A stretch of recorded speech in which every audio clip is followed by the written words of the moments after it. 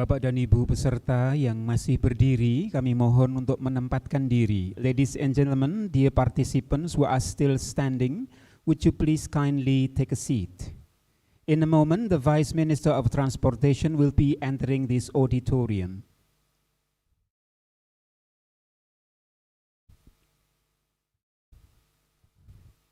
Bapak Ibu hadirin, kita sambut Wakil Menteri Perhubungan Republik Indonesia.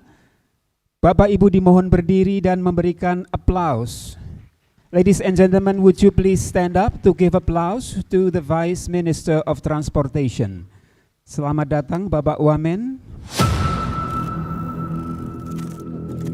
Dan juga kami ucapkan selamat datang kepada Bapak Wali Kota Surakarta. Please welcome the Mayor of Surakarta. And of course the Rector of UNS, the Vice Rectors,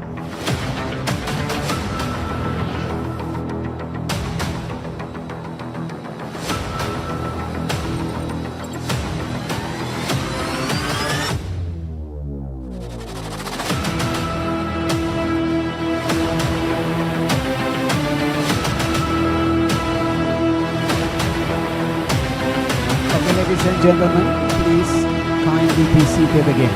Thank you.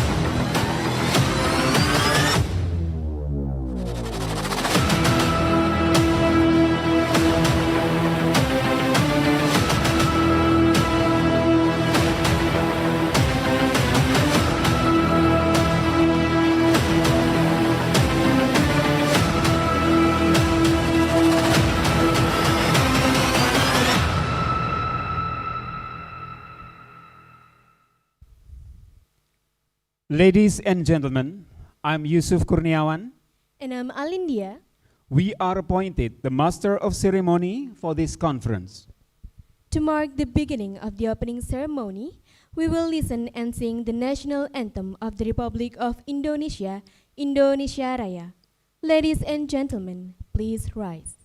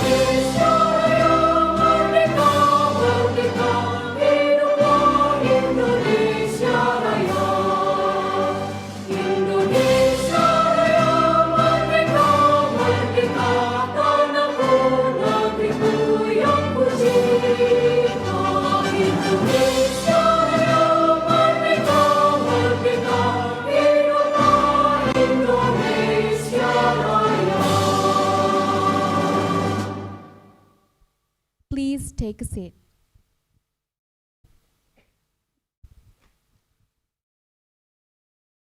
The Honorables, the Vice Minister of Transportation, the Mayor of Surakarta, the Rector of UNS, the representatives of the invited universities, the five rectors of UNS, the deans of faculties in UNS. the President and Vice President of East, the former Presidents of East, the Secretaries of East, the Chairperson of ISC, the ISC members, and the representatives of domestic society.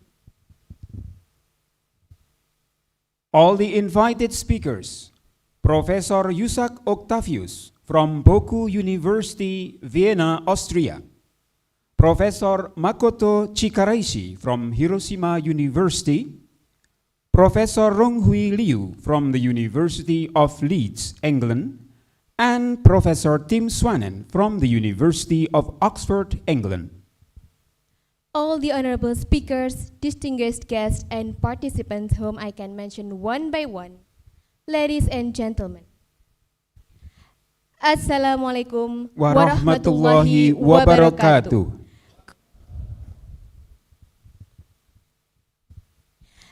Good morning and welcome to the 16th International Conference of Eastern Asia Society for Transportation Studies, or EAST.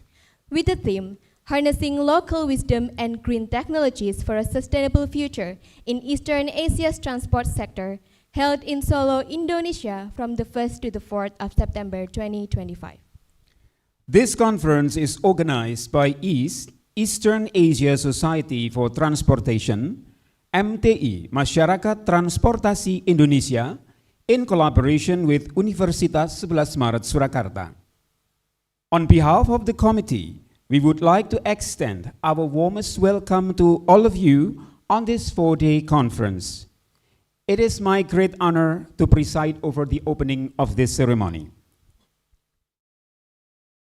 Ladies and gentlemen, a report speech is going to be presented by the chairman of the committee, Professor Bagus Haryo Setiaji, PhD. Please welcome Prof. Bagus. The stage is yours now.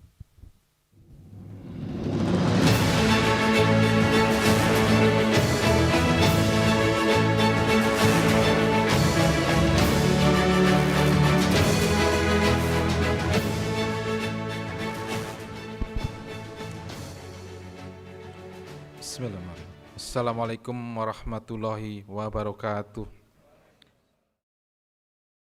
His Excellency Vice Minister of Transportation, Bapak Komjen Pol Dr. Andes Suntana,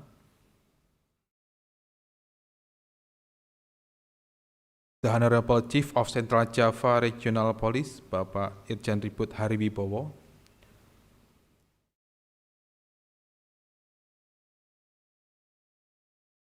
the President of East, Prof. Akimasa Fujiwara, who we note with our deepest sympathies, is unable to join us due to a period of bereavement. The distinguished, the first Vice President of East, Prof. Yu Chun Chiao, the distinguished second Vice President East, and also the Chair of Indonesian Society MTI, Dr. Tori Damantoro, the Honorable Mayor of Surakarta City, Bapak Respati Ahmad Ardianto, the Distinguished Rector 11 Maret, Prof. Hartono, and all Vice Rectors, the President of Korea Transport Institute, Dr. Kim Yong Chan, all speakers of the keynote forums, Prof. Yusak Octavius Susilo from Boku University, Prof. Makoto Chikarashi from Hiroshima University, Prof. Ronghui Liu from University of Leeds, and Prof. Tim Swanen from University of Oxford. All moderators from the keynote forum, Prof. Bambang Susantono and Prof. Danang Parekesit. Our panelists for keynote forums, for Bhargav Maitra from IT Kharagpur, India, and Prof. Hinori Kato from University of Tokyo. All professors, our MTI colleagues, and our East Society colleagues, all conference participants and guests from 28 countries. All very good morning. On behalf of the organizing committee, I am proud to welcome you to 16th Conference of the Eastern Society of Transport Studies, or EAST. It's actually a professional society established in November 1994 with the goal of advancing transportation, research and practice, and expanding knowledge in Asia and beyond. To date, the EAST Conference, one of the society main activities, has been held 15 times prior, making this is the 16th iteration. Surakarta is honored to be the second Indonesian city to host this conference, following Surabaya, which hosted this event in 2009. This year, EAST Conference is attended by more than 600 participants from 28 countries, who will present about 468 papers, consist of around 351 oral presentations and 117 poster presentations.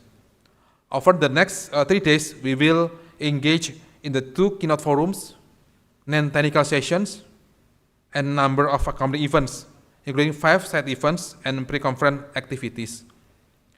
We are also proud to mention that this conference is supported by the community and the city government Surakarta, which organized a cultural walk before the conference began. As the organizing committee, we sincerely hope that a strong academic atmosphere will be fostered throughout the conference through intensive information exchange, productive discussions, and expanded networking among participants. We are committed to ensuring that this conference not only provides profound insights, but also delivers concrete and beneficial outcomes for the development of transportation science. Beyond the academic activities, we invite all participants to enjoy the rich Javanese culture deeply embedded in the city of Surakarta, explore its distinctive culinary offerings, witness of captivating cultural attractions, and experience the warmth of the local community. May your visit to this city create beautiful and unforgettable memories. In closing, I would like to express my deepest gratitude to all parties who have supported this realization of this event. We have endeavored to extend to you the utmost standard services. Nevertheless, we must humbly acknowledge that imperfection may yet persist in certain regards. Let us make this conference a platform for collaborations and innovations towards sustainable transportation progress. We wish you a successful conference, fruitful networking, and delightful experience in Surakarta. Thank you. Wassalamualaikum warahmatullahi wabarakatuh. Thank you, Prof. Bagus. The next is a welcome speech that will be presented by the Rector of UNS, Professor Dr. Hartono, Dr. MSc. The stage is yours now, sir.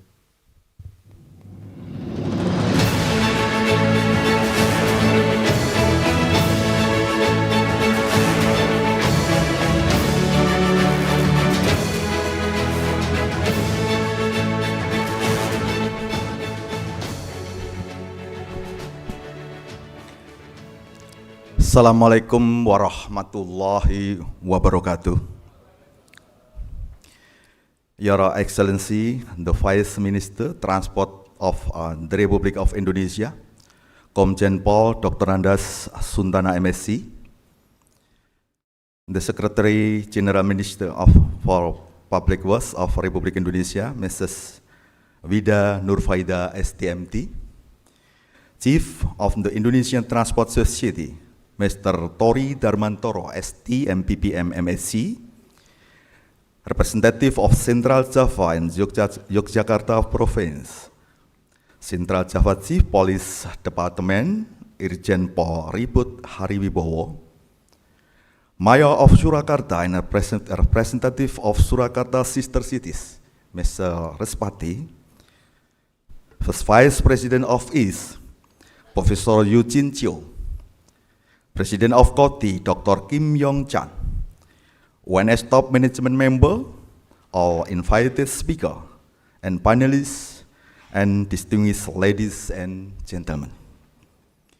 Welcome to ONS, and welcome to Solo. Welcome to 16th East Conference 2025. We are delighted to host this significant forum. This conference brings together policymakers, researchers, practitioners, and industry who are united by a shared commitment to advancing sustainable transportation across Eastern Asia. The theme of this year's conference, Harnessing Local Wisdom and Green Technology to Build a Sustainable Transport Sector in Eastern Asia, resonates deeply with our vision for the future. In today's era, transportation is about building sustainable connectivity that fosters economic growth, promotes social equity, and protects our environment. By combining innovative green technology with the local wisdom of our communities, we can design transport systems that are inclusive, resilient, and future-oriented. As a university that committed bring impact to the society by conducting our research, innovation, and community engagement, ONS proud to support this important forum. We believe that bridging theory and practice is essential to shaping real-world policy and solution. Hosting the 16th East Conference is an opportunity to strengthen collaboration, which is the main ingredient to build a better future for us. Allow me to express my sincere appreciation to all partners who are opening an arm that made this conference possible. I sincerely hope this conference will be a meaningful forum for collaboration and innovation, and wish you all an inspiring and productive experience during the conference. Thank you very much. Assalamualaikum warahmatullahi wabarakatuh. Waalaikumsalam warahmatullahi wabarakatuh. Thank you, Pak Rektor. Another welcome speech is going to be delivered by the Chief of MTI, Tori Darmantoro, MPPM MSc. I'm pleased to invite Bapak Tori Darmantoro to present a welcome speech. The floor is yours, sir.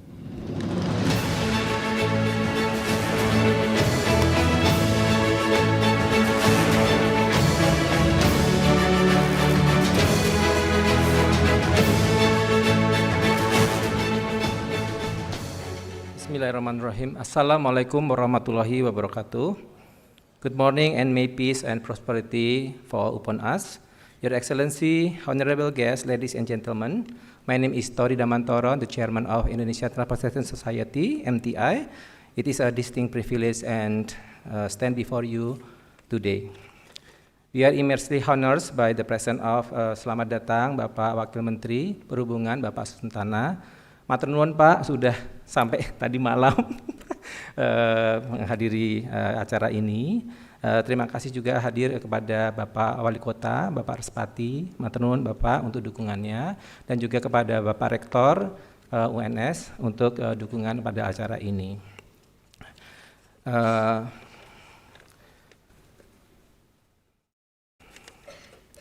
The Honorable President of Eastern Asia Society for Transportation Study, Professor Akimasa Fujiwara, and all esteemed East Board member and committee.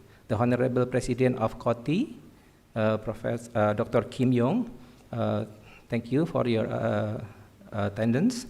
And I would also like to take this opportunity to recognize and thank the Chairman of the Organizing Committee, Professor Bagus Haryanto Setiaji, matur nuwun Mas, and honorable for member of the International Scientific Committee. Special thank for the Professor Saksit, and special thank also to all invited speaker and panelists. My deepest gratitude to all of the sponsors and partners, and all distinguished gentlemen, esteemed colleagues, ladies and gentlemen of the 16th Conference 2025 in Surakarta. On behalf of MTI, we welcome you all to to this conference, and it is my greatest joy to see this gathering of brilliant minds, from minister to professor, from director to students. It is a very powerful statement to our shared commitment to shaping the future of transportations. We deeply appreciate the dedication and trust of all delegates who have traveled from all over the world to Surakarta to be part of this important conference. Your presence here is a true honor of us, and it's strengthened the spirit of collaborations the Eastern represented. For MTI, hosting this conference is a true honor and a realization of our core missions to bridge rigorous research with practical policies, to foster partnership across regions, and to champion transportation systems that are intelligent, equitable, and sustainable. This conference is the embodied of that visions. This is our collective platform for building a better tomorrow. We must express our deepest gratitude to the architect of this significant event, the visionary leadership of the East President, the dedicated organizing and scientific committee, our foundational partner, Universitas 11 Maret, and supporting Surakarta city government. This collective effort has provided us with these unparalleled platforms. Your Excellency, honorable guests, ladies and gentlemen, we are here for a dialogue that has never been more critical. Our theme, harnessing local wisdom and green technology to develop a sustainable transport sector in Eastern Asia, presents us with a vital challenge. How do we honor the profound wisdom of our heritage, the intuitive, natural, respective design of our traditional villages, the communal rhythms of shared mobility, the inherent genius of local problem solving, and how we can skillfully weave to get it together with the transformative innovation of tomorrow transportation technology, such as electric mobility, intelligent systems, and clean energy. The answer to this question is our master key to a sustainable future. It is the path forward that celebrates our past while innovating for our future. It is how we alleviate the congestion of today while preserving the planet for generations to come. Your Excellency, honorable guests, ladies and gentlemen, to every one of you here, whether you are a minister directing a course of national policy, a professor cultivating and nurturing the seed of knowledge, a practitioner directing investing in transformative innovations, or a student who presenting your first groundbreaking research, you all have you have a very instrumental role that true indispensable. You are not merely attending a conference, but you are contributing an essential piece to the grand puzzle of sustainable transport. Finally, to our partners, our sponsors, and the wonderful volunteers who dedicated guides us, I say humbly, thank you very much. Your support makes this journey possible and truly memorable. MTI is profoundly proud to welcome you all to begin this important work together. May our discussion be energetic, our connection be lasting, and our ideas illuminate the path forward. MTI, as the domestic society of the East, always welcome future collaborations in the research, in the other activities in transportations, and we welcome you all to always visit Indonesia again and again, in the futures. And before I close, I'd like to share a little verse.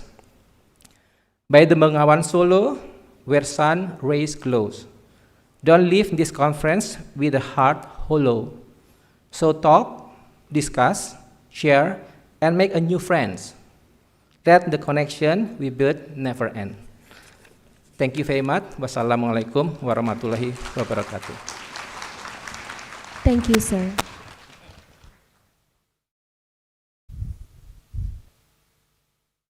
The next is a greeting speech from the President of Korea Transport Institute, Dr. Kim Yong-chan. The floor is yours.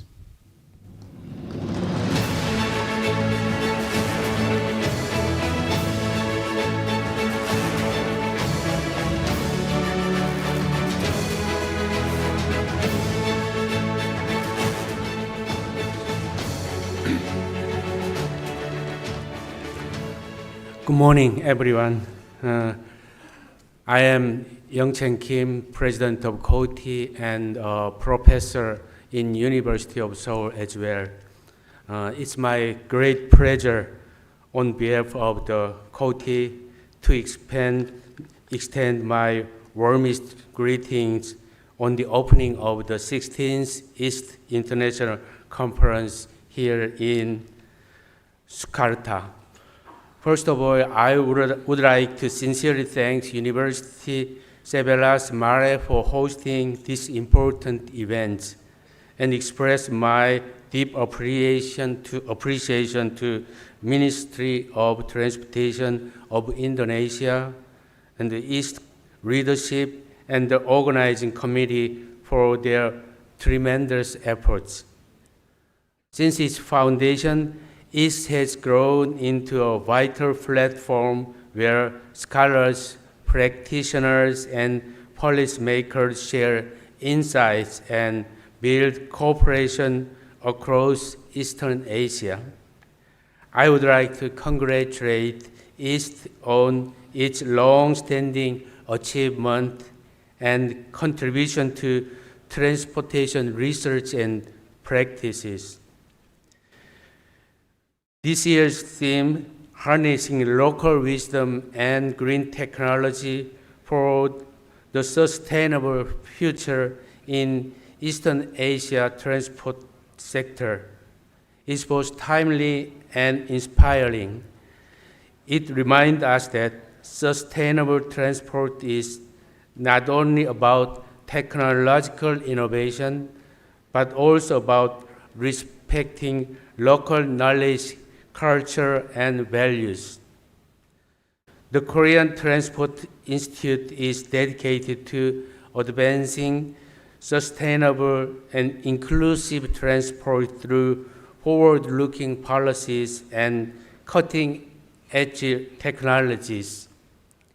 In particular, we aim to take a leading role in AI-driven mobility solutions that will transform the way people and goods move in the future.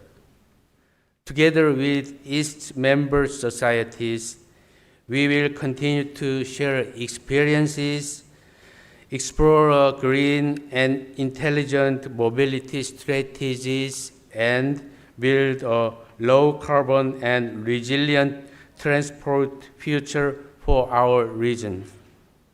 Finally, I once again congratulate the organizers and participants on the successful opening of East 2025.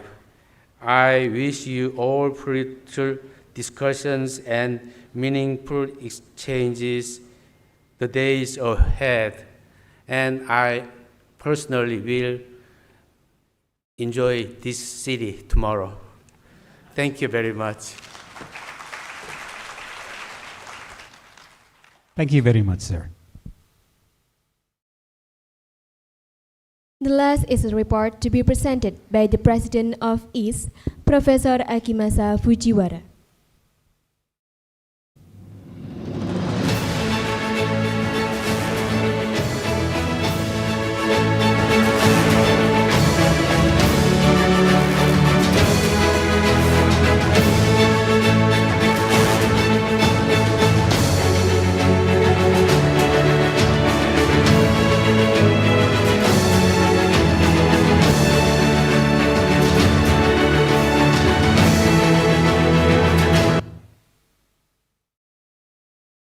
Dear distinguished guests, colleague, friend, and ladies and gentlemen, it's my great honor to welcome you to the 16th International Conference of Eastern Asia Society for transportation studies. As you know, East is an academic community for researchers from Asia, focusing on transportation issues unique to this region. In Asia, where diverse cultures intersect and rapid growth continues, East has long contributed by disseminating research findings and nurturing the next generation of scholars. As of July 2025, East comprised 19 domestic societies with more than 2,000 active individual members. In November 2024, we celebrated the 30th anniversary of East with a special commemorative event.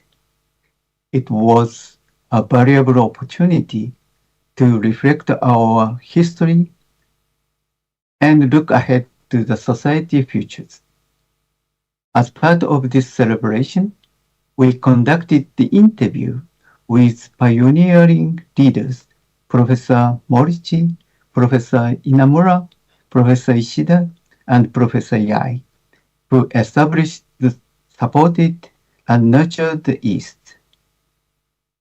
Their reflections allowed us to reaffirm the founding vision of our society and to receive the inspiring message for the future. This record has been made publicly available on the East website.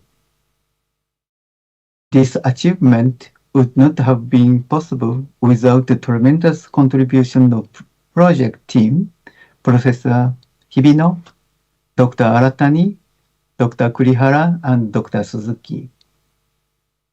I am also pleased to share the encouraging news. Our peer-reviewed open access journal, Asian Transport Study ATS, Public Citation Index ESCI, and has achieved an impact factor of 2.2. This is a remarkable milestone, is a result of dedicated effort of many, including the former East President, Professor Yai, the former Editor-in-Chief, Professor Kato, current Editor-in-Chief, Professor Cho, and the current ISC team in Thailand. It truly reflects the collective strength of our community. Let me emphasize the Biennial International Conference remains the most important activity of East. At a time when the world faces division and conflict, it is more important than ever for researchers in Asia to cross borders, share knowledge, and work together to envision the future transportation and society. I am therefore truly delighted 16th East International Conference is being held this year in Solo, Indonesia.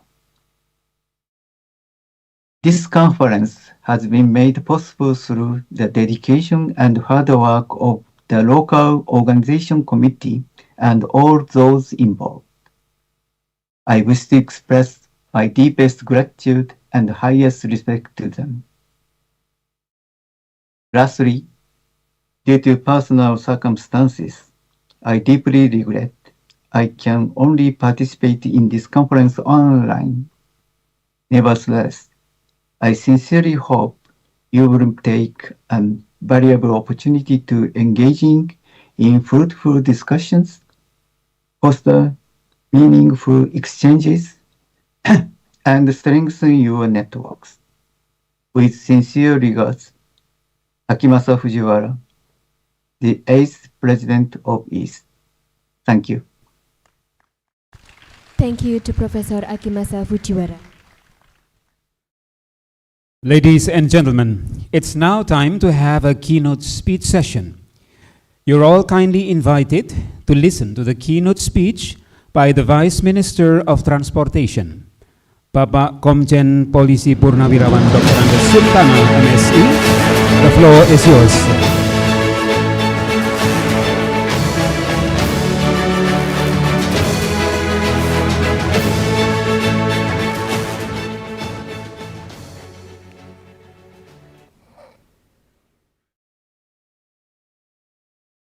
Assalamualaikum warahmatullahi wabarakatuh. Selamat siang, salam sejahtera, salam swastiastu, namo buddhaya, salam kebajikan. Yang saya hormati Bapak Rektor Universitas 11 Maret, Bapak Profesor Dr. Hartono, MSc. Thank you, Pak Rektor, dikasih pakai tempat ini, luar biasa. Tepuk tangan, give applause to our Rektor. Yang saya hormati dan saya banggakan, President of Eastern Asia Society for Transportation Studies, Mr. Profesor Akimasa Fujiwara, Ketua Masyarakat Transportasi Indonesia, Bapak Tori Darmantoro, terima kasih Kang atas undangannya. Pak Wali Kota, terima kasih yang mewakili Kapolda, para pengurus IS dan pengurus MTI, participant all this meeting, thank you and welcome to our country, welcome on this meeting. Dan yang paling saya hormati, saya banggakan sahabat saya, Profesor Bambang Susantono, the former of Vice Minister Transportation. Makasih Pak Bambang. Kebetulan putrinya beliau sama putri saya teman sekolah Pak. Jadi saya dengar beliau datang, saya happy banget ada Pak Bambang, ada kawan lama yang udah, dan mentor saya kebetulan Pak. Jadi akademisi, peneliti, praktisi, serta para pengerti, serta hadirin sekalian, I want to say sorry, I want to say my speaker in our language, in our Indonesia.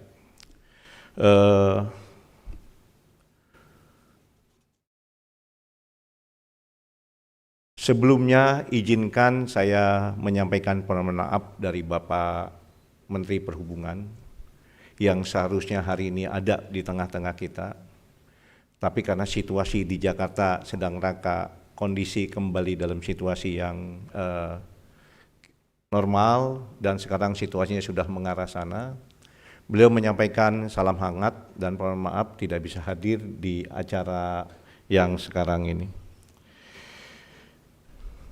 First of all, marilah kita panjatkan puji syukur kehadirat Tuhan Yang Maha Kuasa karena atas limpahan rahmat karunia-Nya kita dapat berkumpul di kota Surakarta yang penuh sejarah dan budaya guna menghadiri the 16 Eastern Asia Society for Transportation Study Conference East 2025.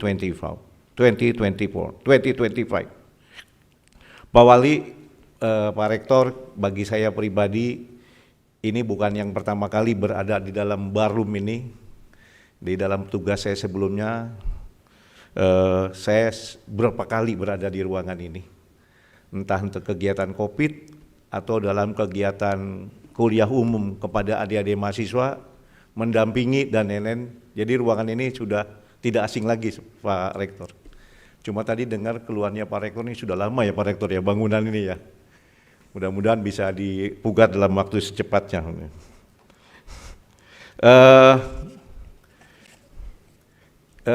Izinkan saya mengenalkan diri saya, menjadi Pak Menteri. Kebetulan saya pensiun dari polisi di tahun 2024. Terakhir saya menjadi Kepala Badan Intelijen Polri dan last year saya mendapat kepercayaan untuk menjadi Vice Minister in Transportation Department. Hal yang baru bagi saya, tapi dalam tugas kepolisian ada masalah traffic police, mungkin ada sedikit-sedikit kaitannya gitu. Tapi karena tugas saya lamanya di intelijen Pak, jadi saya juga tidak terlalu menguasai bidang. Tapi ya time by time saya belajar keras, mengetahui masalah-masalah transportasi di Indonesia, Mas Bambang. Alhamdulillah sudah hampir 10 bulan berjalan dan beberapa isu dan beberapa persoalan bisa dapat kita selesaikan dengan baik, walau belum optimal yang saya harus akui. Sejalan dengan tema hari ini adalah satu bangsa terhubung integrasi infrastruktur darat, laut, dan udara. Penting untuk diketahui bahwa konektivitas holistik bukan hanya sekedar menghubungkan jalan pelabuhan, Seperti yang tadi disampaikan Pak Rektor, terima kasih Pak Rektor dalam sambutnya juga sudah menyinggung ini. Tetapi kita membangun ekosistem transportasi yang komprehensif yang mendorong pertumbuhan ekonomi untuk pemerataan pembangunan dan untuk kesejahteraan rakyat kita. Ibu Bapak sekalian yang saya hormati, ladies and gentlemen, pembangunan infrastruktur transportasi laut Indonesia menjadi salah satu prioritas utama dalam misi asta cita our government, our Presiden Prabowo Subianto. Dalam asta cita yang telah disampaikan beberapa kali dalam kesempatan oleh Bapak Presiden, dukungan sektor transportasi harus dirasakan pada seluruh asta cita yang telah dibuat oleh beliau. Dalam 10 terakhir, Kementerian Perhubungan telah membangun, merehabilitasi dan merevitalisasi infrastruktur transportasi di seluruh Nusantara. Bukan hanya di Jawa, tetapi juga di daerah tertinggal, terluar, terpencil dan perbatasan di pulau-pulau lainnya. Seperti contoh kemarin, Ibu Bapak sekalian, Pak Bambang, kita nggak punya mercusuar yang sangat luar biasa, yang sangat bagus, perbatasan Singapura, Malaysia dan Indonesia di wilayah Batam. Jadi hanya kayak mercusuar biasa aja, terombang-ambing itu. Sementara in other country, Singapura, they have a big. Jadi kemarin saya ngecek ke sana pembangunannya dan sekarang lumayan sudah ada. Jadi kalau kapal lewat di daerah situ, they know is Indonesian area. Jadi udah kita bangun, itu sangat luar biasa. Beberapa isu strategis yang sedang kita hadapi di Indonesia sebenarnya banyak sekali, tetapi beberapa hal tersebut, lanjut slide-nya, yaitu masalah bahwa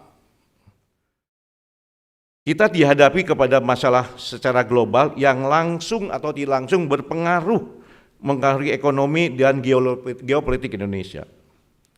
World Population Prospect 2022 menyatakan bahwa populasi dunia saat ini mencapai lebih dari 7 miliar jiwa dan diperkirakan akan terus meningkat dengan pertumbuhan marginal hingga 9,7 miliar jiwa pada tahun 2050. Menurut Perdagangan Nasional dalam menangani isu perdagangan, investasi dan pembangunan, volume perdagangan maritim sempat turun 0,4% pada tahun 2022. Dan alhamdulillah mengalami pemulihan dengan pertumbuhan 2,4% pada tahun 2023 dan diproyeksikan pertumbuhan akan tetap 2% hingga tahun. Yang poin pertama, pertumbuhan yang sampai 9, juta itu banyak orang yang tinggal di Jakarta, di kota-kota besar. It mean akan banyak traffic jam, kemacetan akan di mana-mana. Dan itu menjadi persoalan sendiri bagi kita. Kota kita, transportasi publik kita juga belum menjadi satu idola 100% bagi seluruh rakyat Indonesia untuk menggunakan.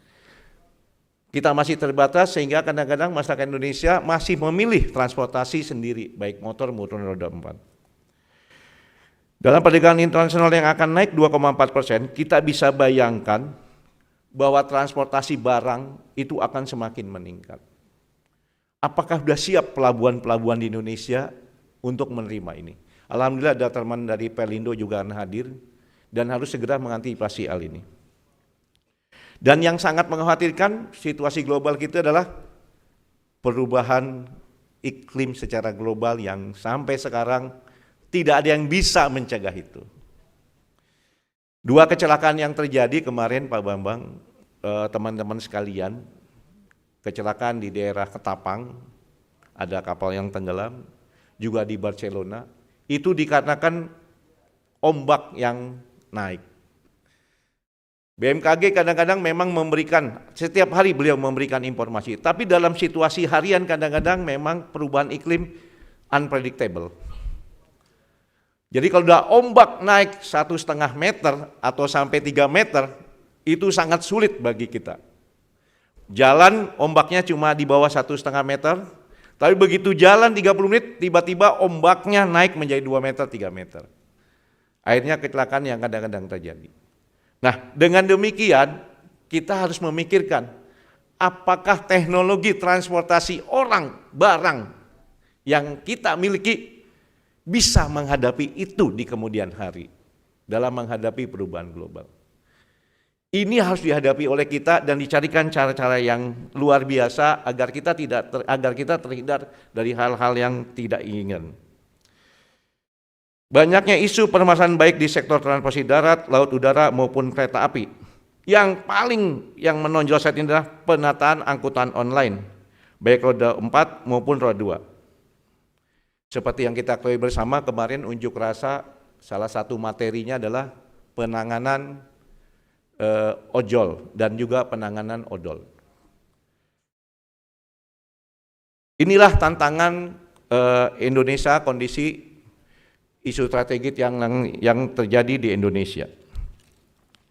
Ibu bapak sekalian yang saya hormati, keselamatan transportasi yang saat ini menjadi tantangan dan perlu kebijakan yang tepat dalam penanganannya.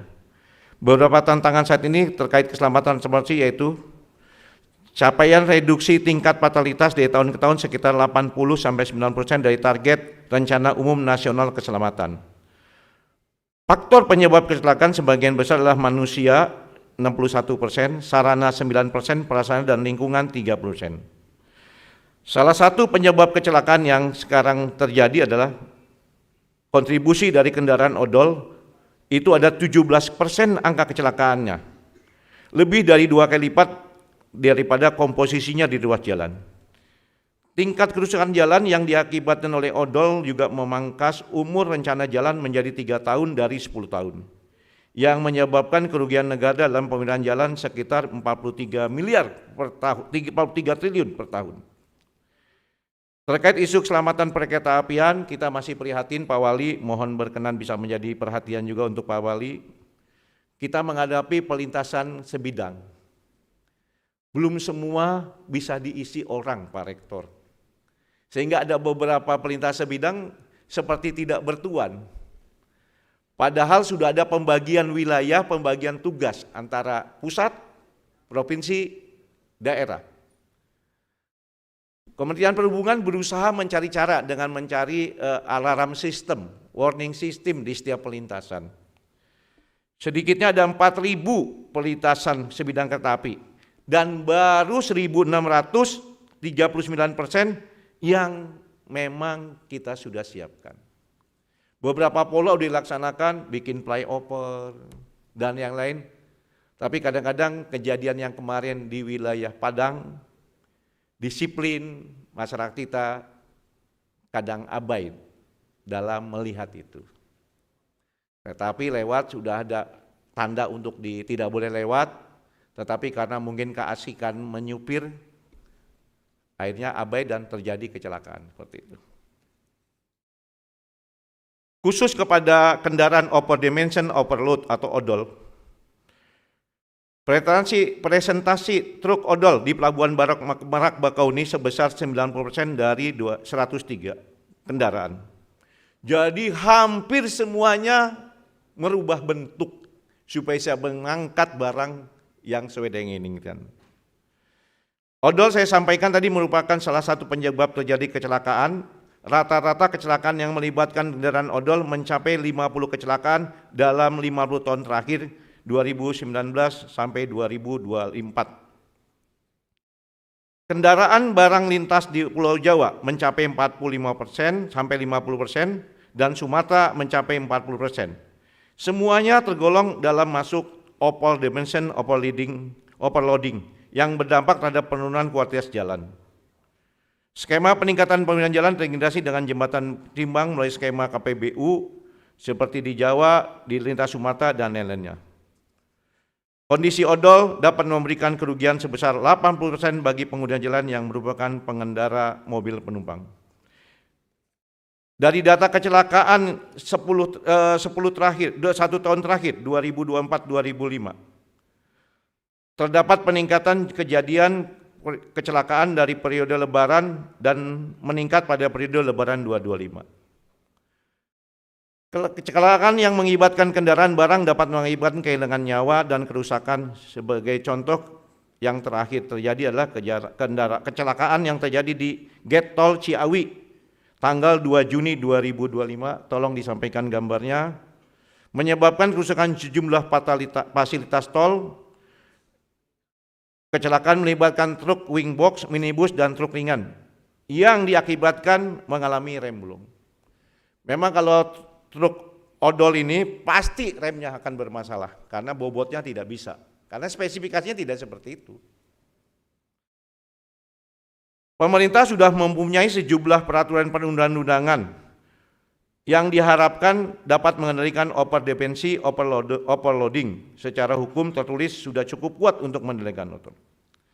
Kami informasikan pada kesempatan ini dan kami mohon izin kepada MTI di Indonesia, Kang, tolong terlibat secara aktif dalam penyelesaian odol di Indonesia.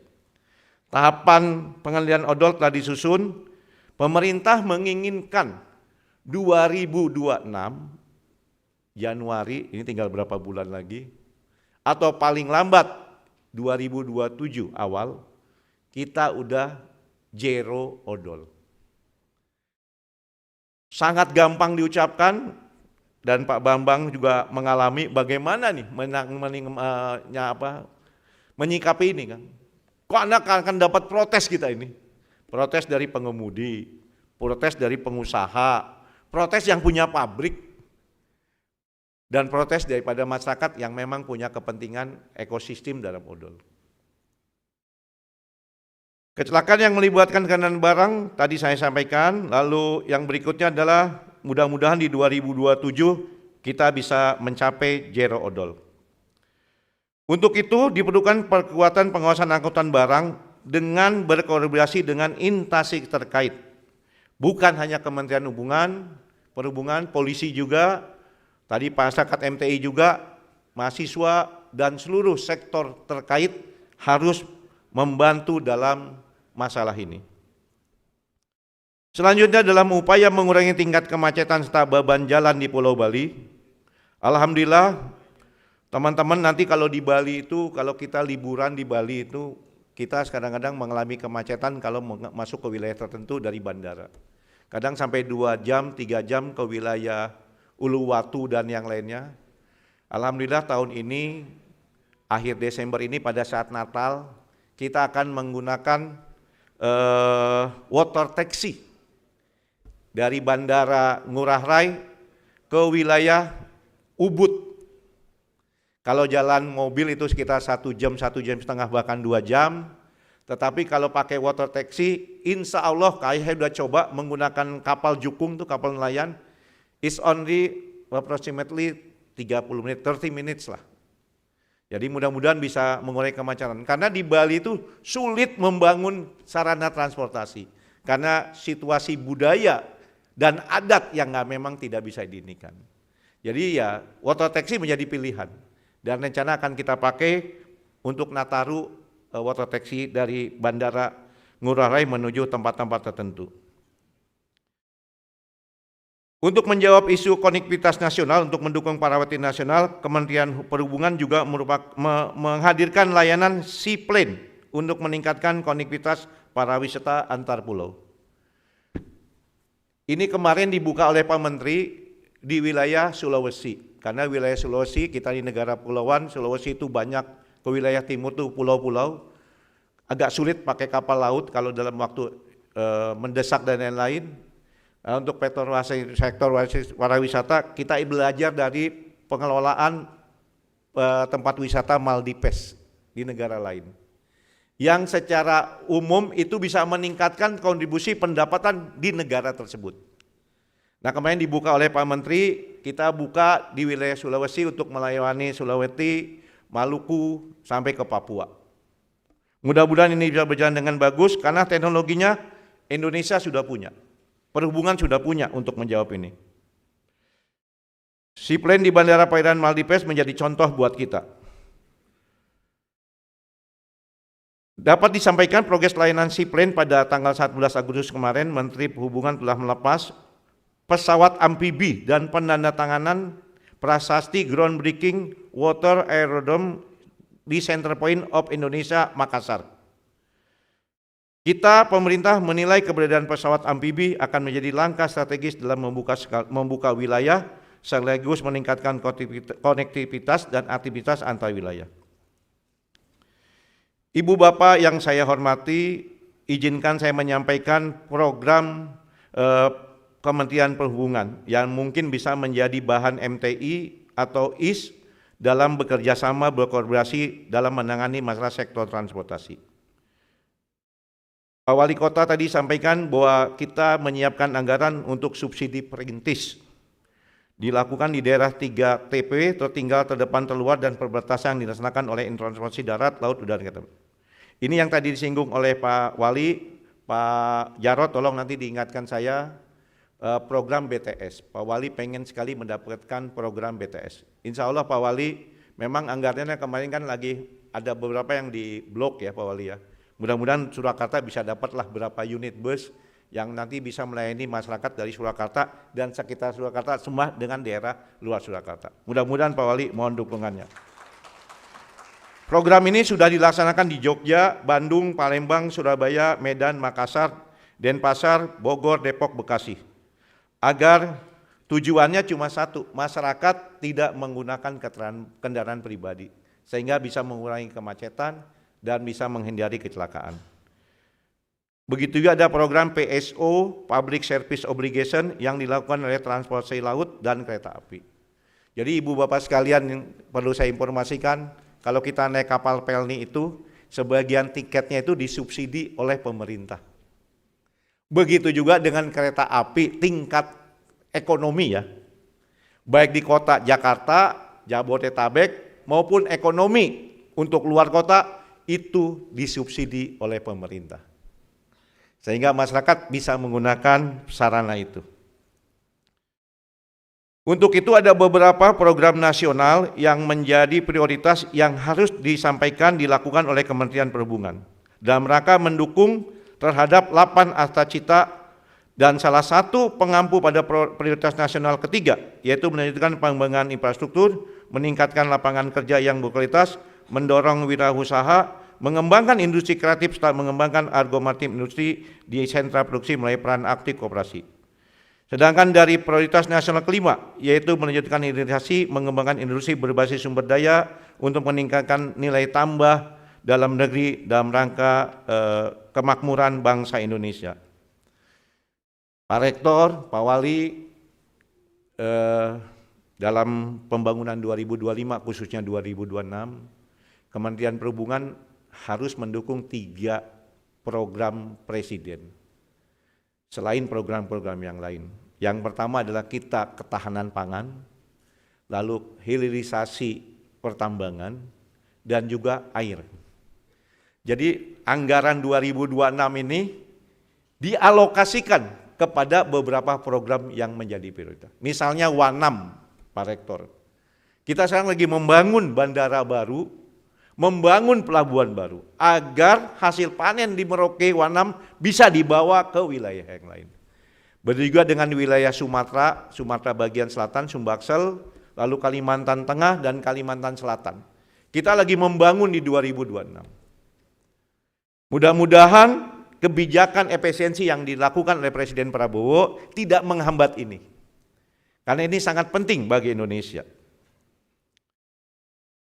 Hal-hal tersebut tujuannya adalah kita menginginkan biaya logistik yang 14% itu yang jauh di atas global bisa turun di angka 6, 8, atau 10%. Kita juga kemacetan lalu lintas perkotaan bisa mempengaruhi kualitas hidup, begitu juga masalah odol dan masalah-masalah lain serta transportasi online menjadi tantangan sendiri.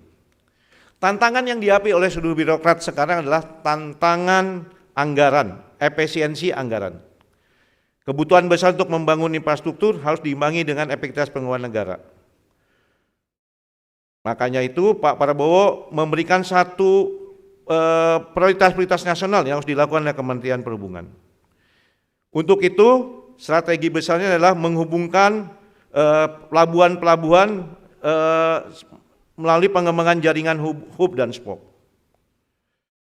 Ibu Bapak sekalian, karena keterbatasan anggaran yang kita miliki, pemerintah meminta dan merencanakan kepada kementerian seluruhnya termasuk Kementerian Perhubungan memanfaatkan existing yang kita miliki. Jadi Pak Ketua MTI, kita undang swasta untuk bersama-sama membangun. Misalnya sebagai contoh, Ibu Bapak sekalian, kita sangat belajar dari pelaksanaan pembangunan WUS, mungkin itu membanggakan, tetapi itu kan menjadi beban pemerintah juga yang harus membayar kepada kontrak itu.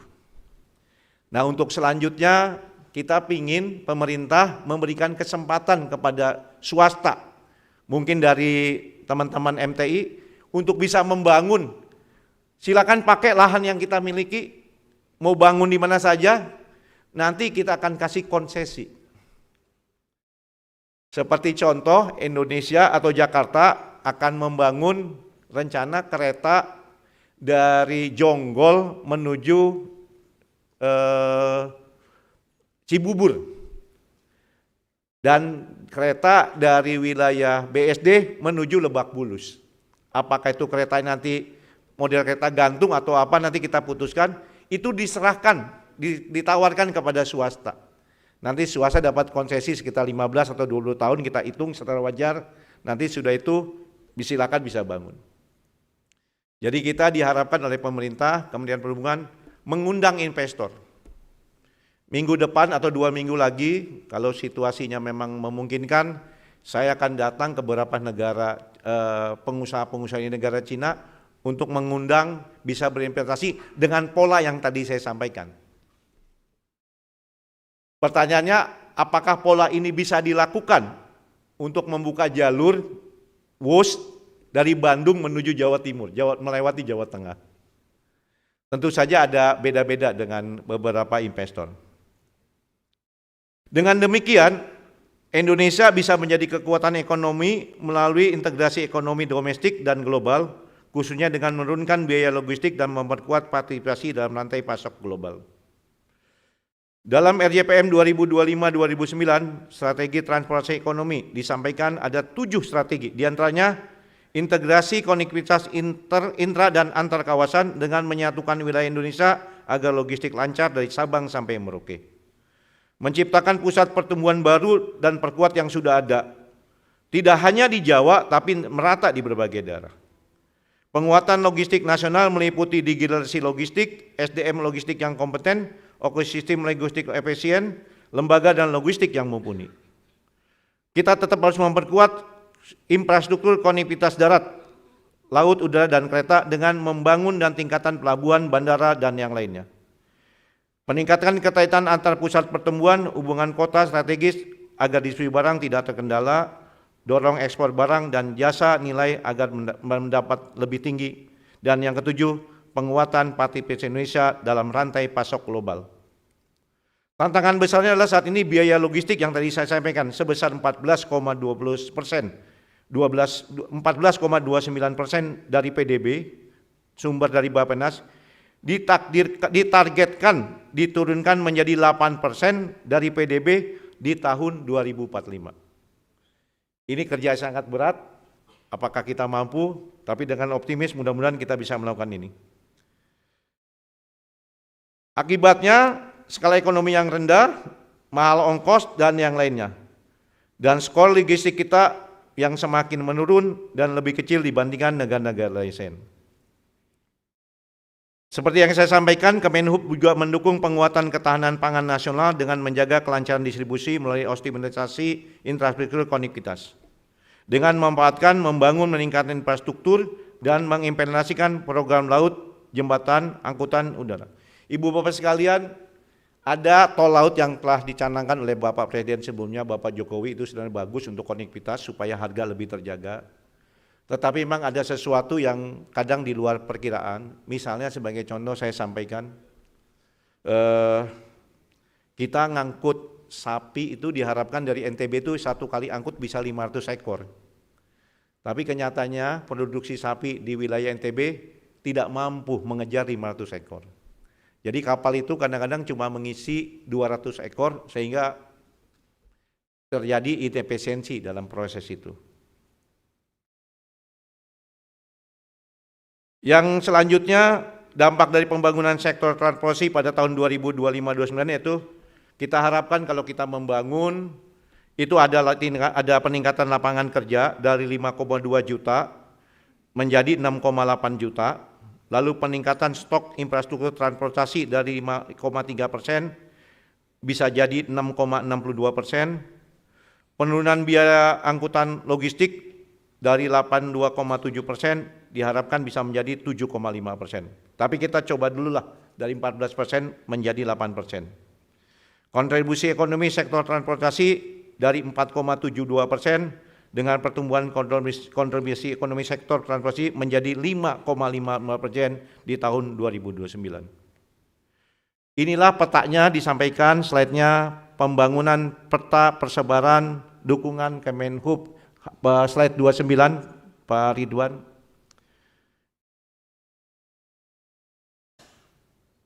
Kita akan membangun berdasarkan peta ini di halaman 29 Pak Ridwan. Tolong ditampilkan, operator.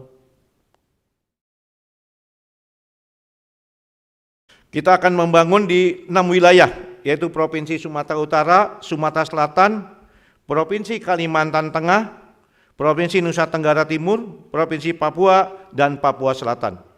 Dengan dukungan berupa subsidi angkutan barang, perlengkapan jalan, pengembangan bandara, angkutan perintis, perlengkapan jalan, pengadaan bus, truk, dan sebagainya. Seperti yang tadi disampaikan, pemerintah tidak bisa sendiri dalam membangun sektor transportasi. Saya ingin ulangi, kami sangat membutuhkan, I need all the support from another country, from another people, from another institution, especially from MTA, from East. We hope all of you can collaborate, can enjoy in our program. We need our cooperation, we need your backup, your support in our program in Indonesia. Untuk itu, pada kesempatan ini saya ingin menyampaikan ucapan selamat atas terselenggaranya the 16 East Conference 2025. And once more, welcome to our country. Enjoy your living in our country, especially Surakarta. As Indonesian people, I like Surakarta also. And this area, you can see everything in this area. Thank you for your support, especially MTI. Terus bekerja sama dengan kita semuanya agar kita berjalan dengan baik. Kami sangat butuh dukungan dari semua pihak. Sekian dan terima kasih. Billahi taufiq hidayah. Assalamualaikum warahmatullahi wabarakatuh. Thank you, Pak Wamen. Please stay on the stage because we would like to invite you to officially open this conference by hitting the gong. But I would like to invite Bapak Rektor, Bapak Wali, Bapak Tori, Prof. Bagus, Mr. Eugene Chow, and Dr. Kim to come onto the stage as well to accompany the Vice Minister to open this conference.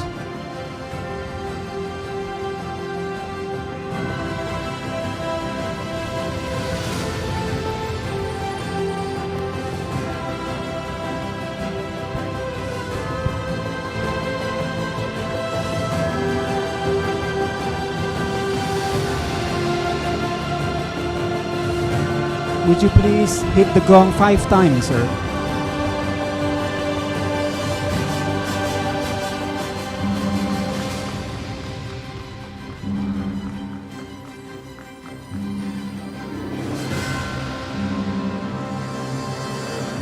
Please give big applause, ladies and gentlemen. Beri tepuk tangan yang meriah, Bapak Ibu hadirin. Mr. Suntana, Mr. Hartono, Mr. Respati, Mr. Tori, Mr. Bagus, Mr. Eugene Chow, and Dr. Kim, please stay on the stage for a short photo session. I would also like to invite all the invited speakers to the stage to join the photo session.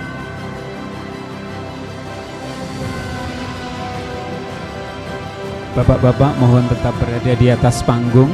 Kita ambil fotonya terlebih dahulu.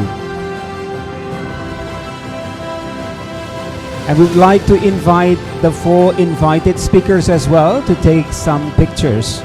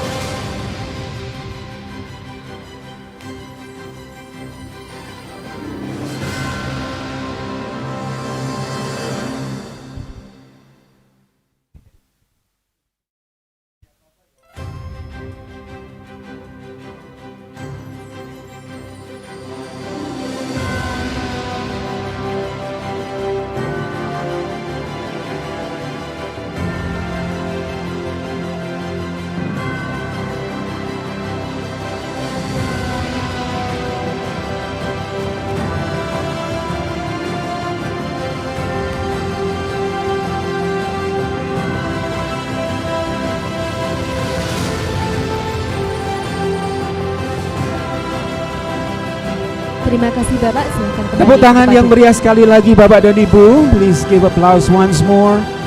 Gentlemen, you can come back to your seats again.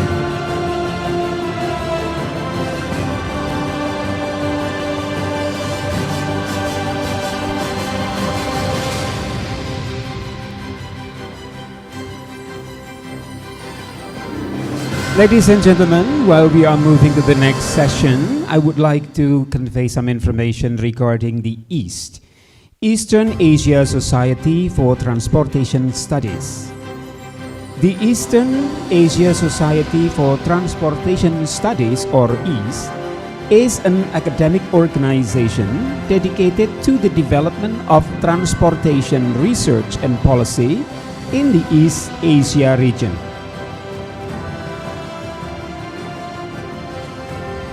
Terima kasih Bapak Wamen sudah bersedia menghadiri dan membuka acara konferensi EAST yang ke-16 pada pagi hari ini. Thank you very much Pak Wamen, who is cordially willingly open the conference today.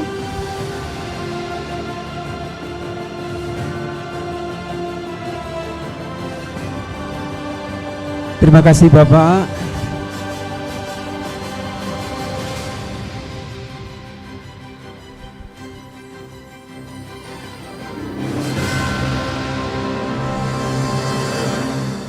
Based on a national network, EAST brings together 19 domestic associations and more than 2,000 active members as of July 2025, serving as a vital platform for scientific collaboration, knowledge exchange, and dissemination of research findings through publications such as Asian Transport Studies, the Journal of the East, and the East Proceedings. Well, I think the stage is quite ready. Now you can proceed with the next session, Mbak Alin. Ladies and gentlemen, now we're going to have the first high-level session. I would like to invite Professor Bambang Susantono as the moderator and Professor Bhargav Maitra as the panelist. For this session, we're going to invite Professor Yusak Octavius Susilo from Boku University, Vienna, Austria, and Professor Makoto Chikaraishi from Hiroshima University.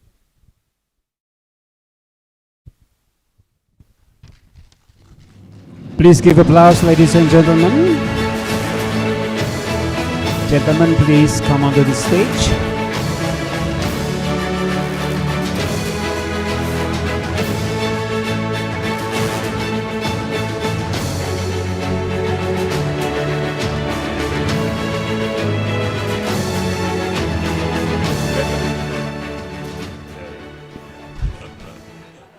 Sorry for the confusion. Bismillahirrahmanirrahim. Assalamualaikum warahmatullahi wabarakatuh. A very good morning to all of you.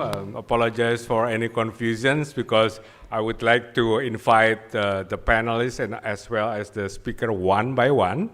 Why? Because if you are sitting there, you cannot see the presentations, right? And there is no televisions in front of us as a control, right? Ladies and gentlemen, first of all, I would like to congratulate the organizer for having this very nice East 16 East Conference 2025. My memory goes back to 2009 because actually this is the second time Indonesia holds the East Conference. Exactly in 2009, at that time, we have the 8th East Conference in Surabaya. And that was the first time Indonesia has such conference. And thanks God, at the time, it was opened by the Vice President of Republic Indonesia, Professor Dr. Budiono at that time. I was the chairman of MTI at the time, and I was also the Vice Minister of Transportation at that time. Yeah. So please round of applause to organizer that has, this conference this year. There is also some witness in 2009 at that time. I have here former chairman of MTI, Professor Agus Taufik Mulyono. He was in 2009, Professor Shigeru Morichi, Sensei, Professor Tetsuo Yai, they are also at that conference at the time. So let's go back to the sessions. This is the first sessions, and if we see the themes here, we have 3 keywords. One is sustainable transport. We all know the sustainable transport. We define that one is ideal conditions, easy to say, difficult to implement, and also to make a reality. Local wisdom and green technology is the 2 others keywords for this seminar. So let me invite the panels and also the speakers. We have 2 speakers and 1 panels at these sessions. The first one is Professor Yusak Octavius Susilo. Please come forward, Pak Yusak. You may sit here for a while and then take over my podium here. Yeah. Pak Yusak is Indonesian diaspora, benar ya Pak? Ya, ini di Indonesia diaspora lagi disorot nih, karena ada yang berani nantangin anggota DPR ya. But Pak Yusak is the chair and also the Austrian Federal Ministry endowed professors at the Boku University, Vienna. His main research interest is in the transport and urban planning, transport policy decisions, making processes, and also behavior interactions modeling. Currently, he is the vice chair and chair-elect of the International Association of Travel Behavior Research. I'm not going to read all the CVs because you can read by yourself, but let me give him about 20 to 25 minutes, Prof. Yusak, because we want to have some interactions with all of you. Please ask difficult questions to him later on. And yes, I mean that for that, let me hand over this podium to you for your presentation. Please have a round of applause.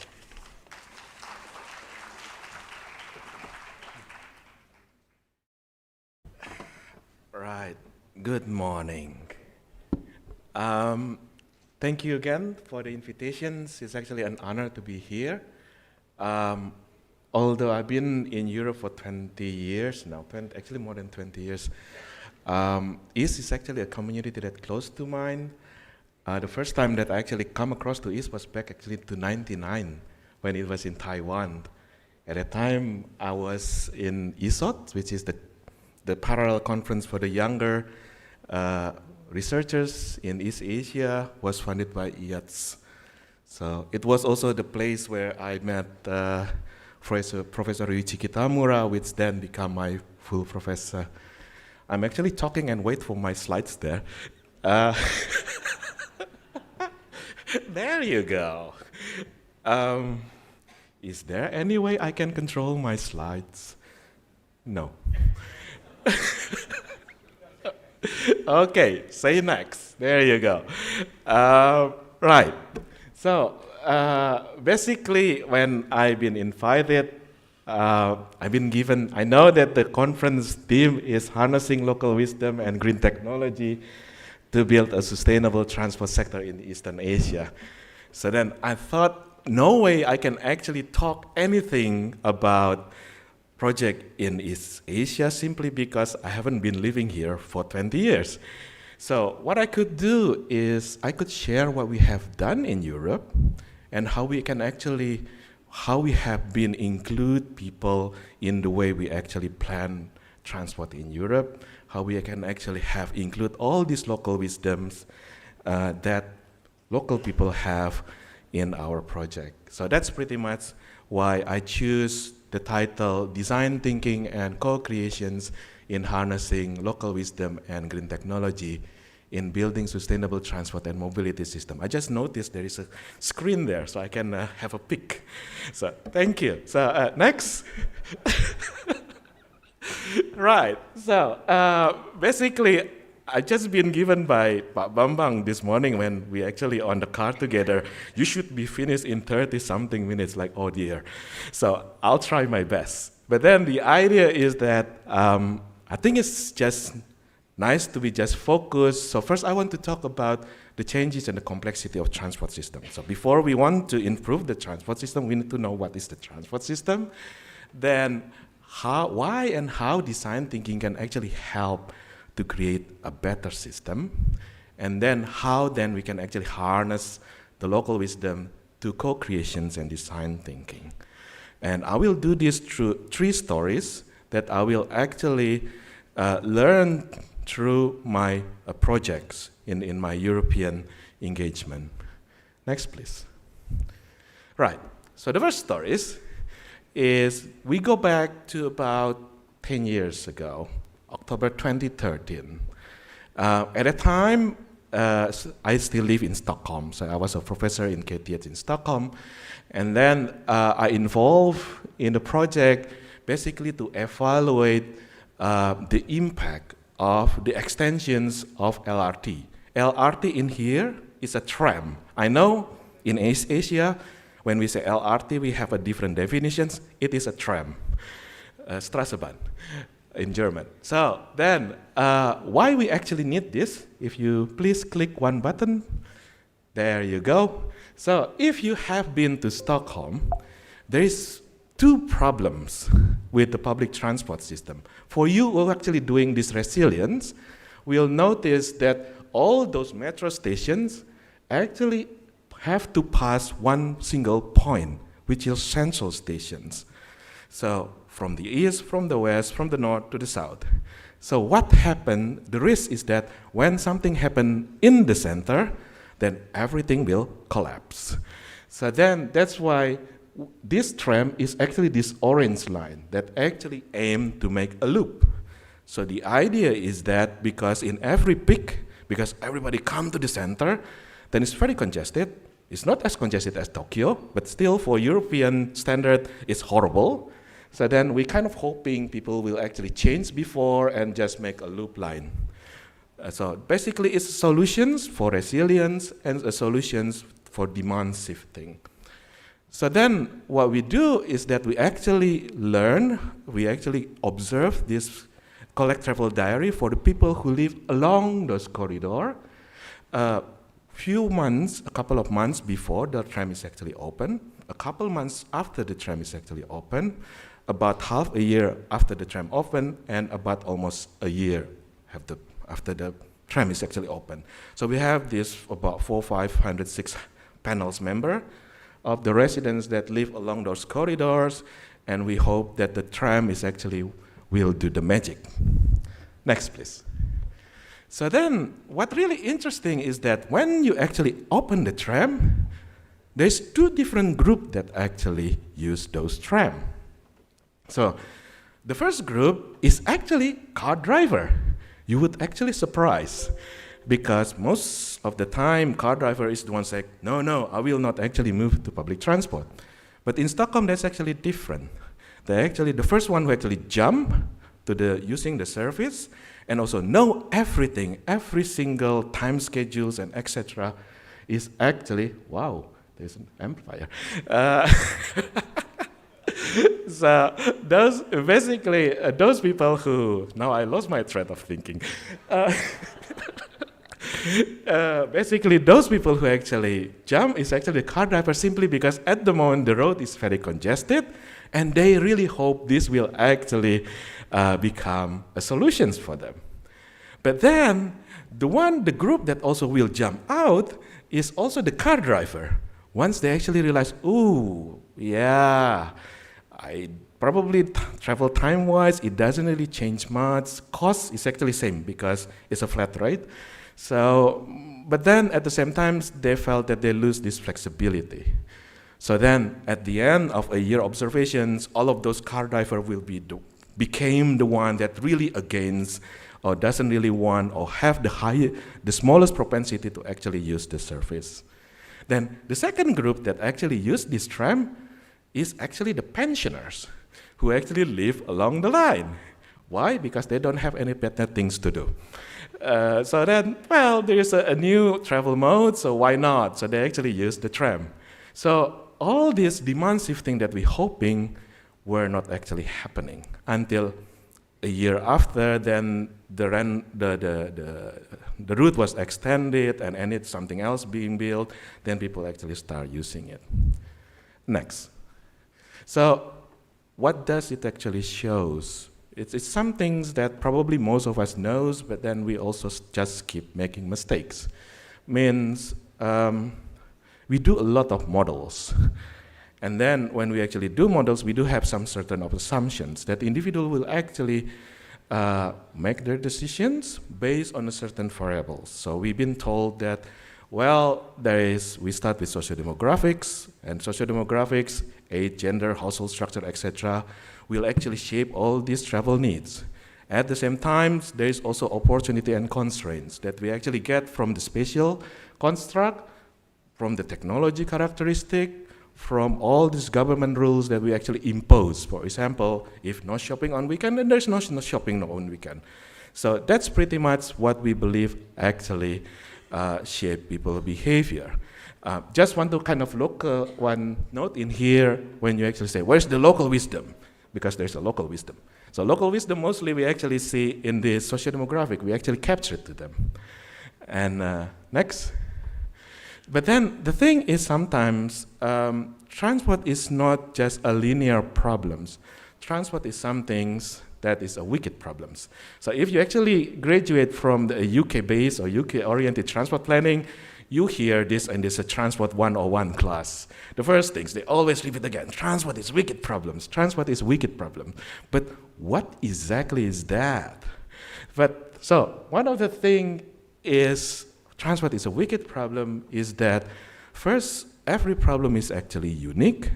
The second one is that there is one problem or things that you may actually think a problem is actually a byproduct of something else. So if you click one, please, ta-da, yes. I don't know whether you can actually see this. I was kind of hoping a bigger screen. So the idea is that this is just a show, a classic loop of economy improvement. When people actually economy improve, then people are really inspired to actually have a better mobility. So then actually they're buying a car. When they're actually buying a car, of course, this will actually lead to a higher car use. When you actually have a higher car use, then this actually lead to a congestions. But then when we actually focus on congestions, most people hate congestions, they will actually build new roads. So then they're widening the roads, increase the capacity, which actually make the roads, car driving actually becoming the most comfortable solutions compared with any other modes, which at the end will actually more attract people to actually driving a car. And it's actually create new problems, like a parking problems. Before we didn't actually have a parking problems. Then if you click more buttons, please, then if you actually pull the transport planning, for example, then of course, when you're actually widening the roads, it's easier to go anywhere. Then this will actually lead to urban sprawl. And then, next please. Ta-da. Then urban sprawl basically will actually against the density, at the same time, the widening of the roads is actually will reduce the quality of walking and public transport. Combined with the low density will be a lower demand of public transport, which at the end, you will not never, ever, ever have enough money to actually support a good public transport. So then what I'm trying to say in here is that one single a byproduct called congestion is actually caused by something else, then it will actually cause to many different things, many other problems. With why this is a wicked problem, it is always a multi-causal, and it's actually multi-scholars, it's actually involve multiple stakeholders, and basically it's take a long time to actually see the results, and you never really know what is the exact solutions. You can only know what is a better solutions and the worst solutions, but there is not the really right and really wrong because different stakeholders have a different interest. Next. So this is where I try to promote design thinking. So the idea is that design thinking is not a new thing, especially if you talk from people from industrial engineering. They have been doing this for ages, especially try to solve in the factory. So the idea is when you actually have these wicked problems, you don't really aim to a particular solutions, but try to find just improve the whole system. Can you please click it? So you just focus on the balance and the interactions between factors. So the idea is that, sorry, I'm just kind of have to tilting because I couldn't really read there. So first of all, you really just spend time, the step that actually involved is you need to spend time to actually understand what's the problem. So I think one of our bad habit in transport as an engineer, we always keen to just solve the problems. Anything, if you remember this, a magic hammer, like fix it, fix it, fix it. But then we don't really spend much time to just understand the space of the problem and the depth of the problems and the cost of the problem. So this is a little bit difference for the people who actually come from the economic and also from industrial engineering, especially if anything related with their own money. They really try to spend time to actually understand their market. Then after that, they actually try to define the problem and they try to think what they can actually do. Now, then when they actually try the idea, they're never really just implementing it, but just experimenting it. And then if it doesn't really work, it's actually okay to actually go back to the drawing board. So if you actually click more button, please. So that's pretty much the loop, where first you actually focus on your market research, your users. What is the users of our system? Then basically try to find a solutions, and then you probably try to build prototype and see, have a look.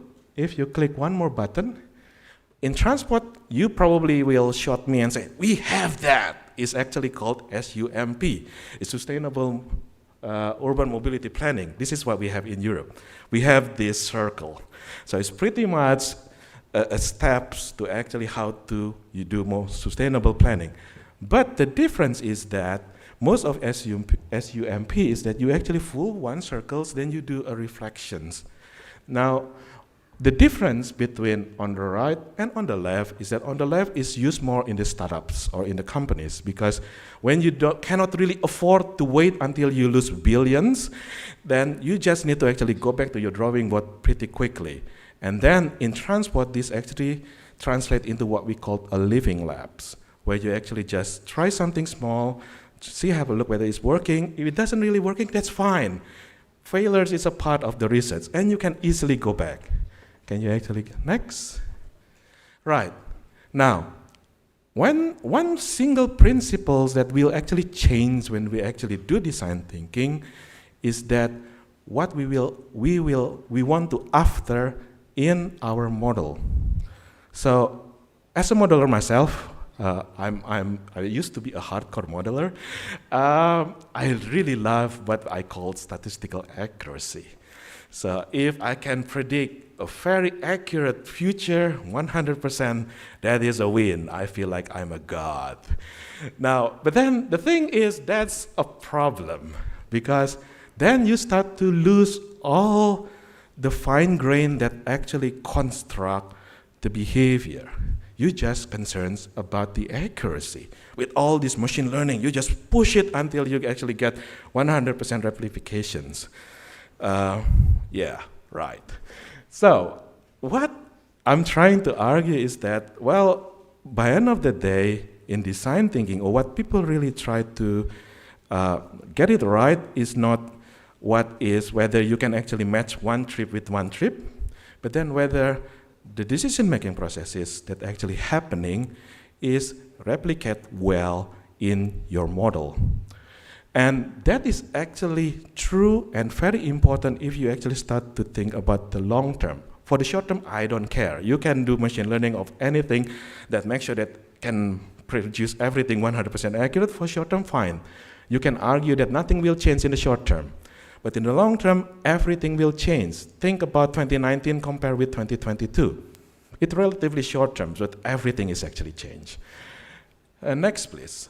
And this is actually bring me to the second term. Sorry, not second term, second story. So the second story is that, so we learned from the tram story, now we move to the technology introduction story. So why this story, what I want to say in this story is that, especially when you actually deal with the new technology, have a humility and iterative learning is actually important. So I've been lucky enough to involve in deploying automated bus in different countries.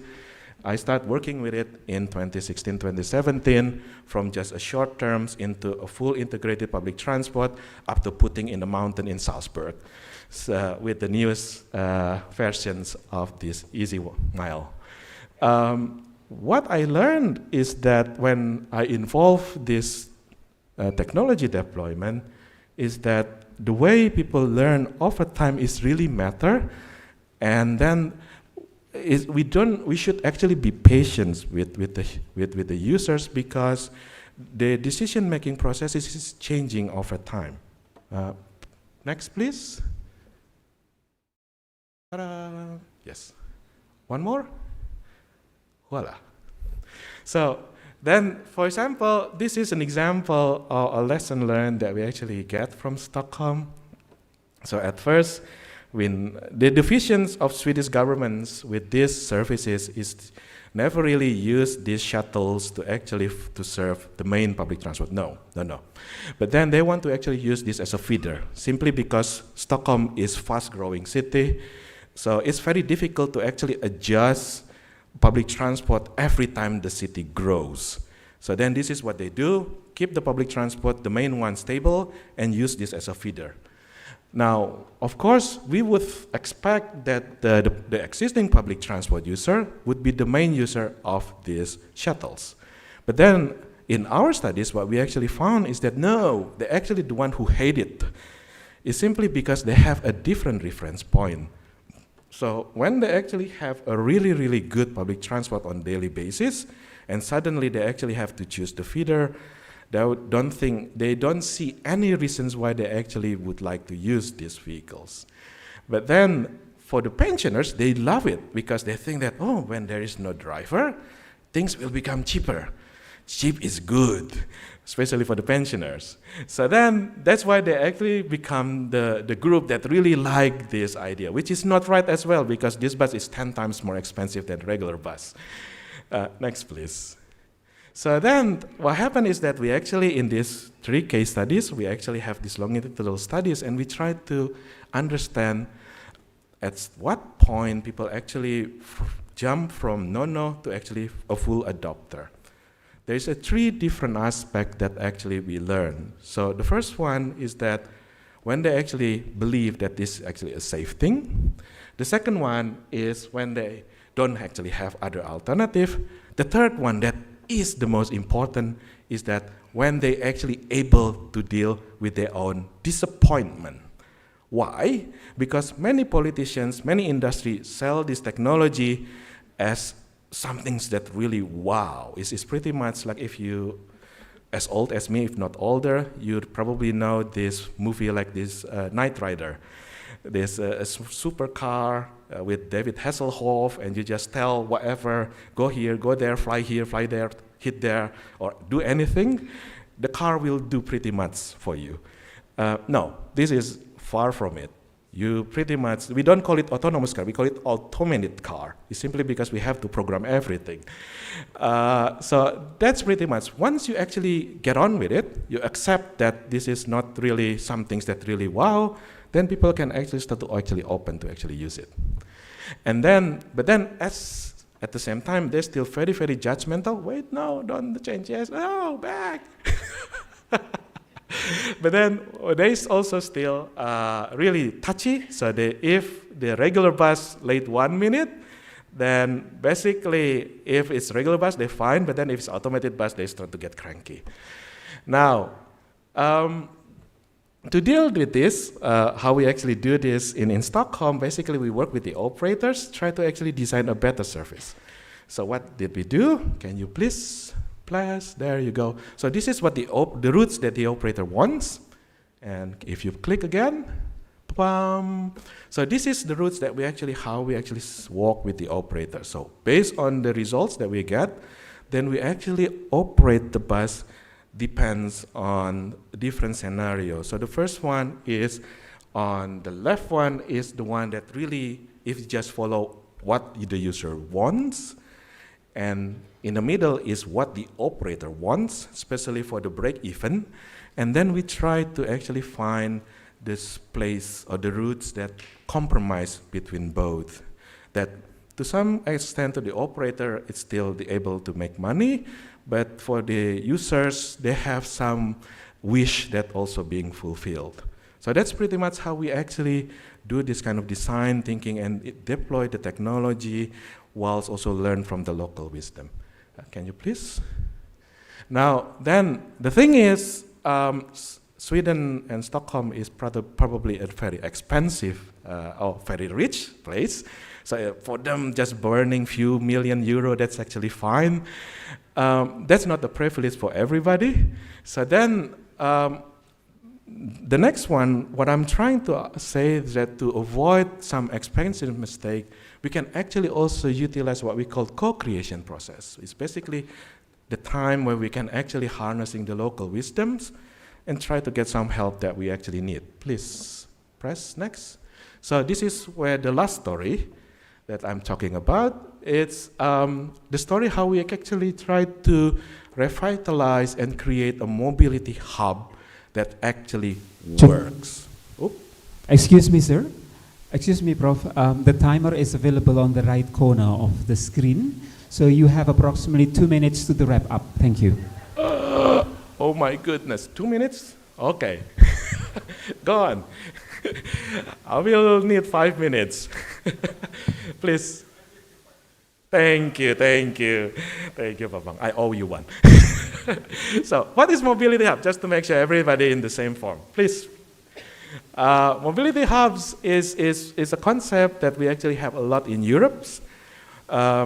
It's kind of if we want to compare in Asia, it's a very small, agile versions of TOD.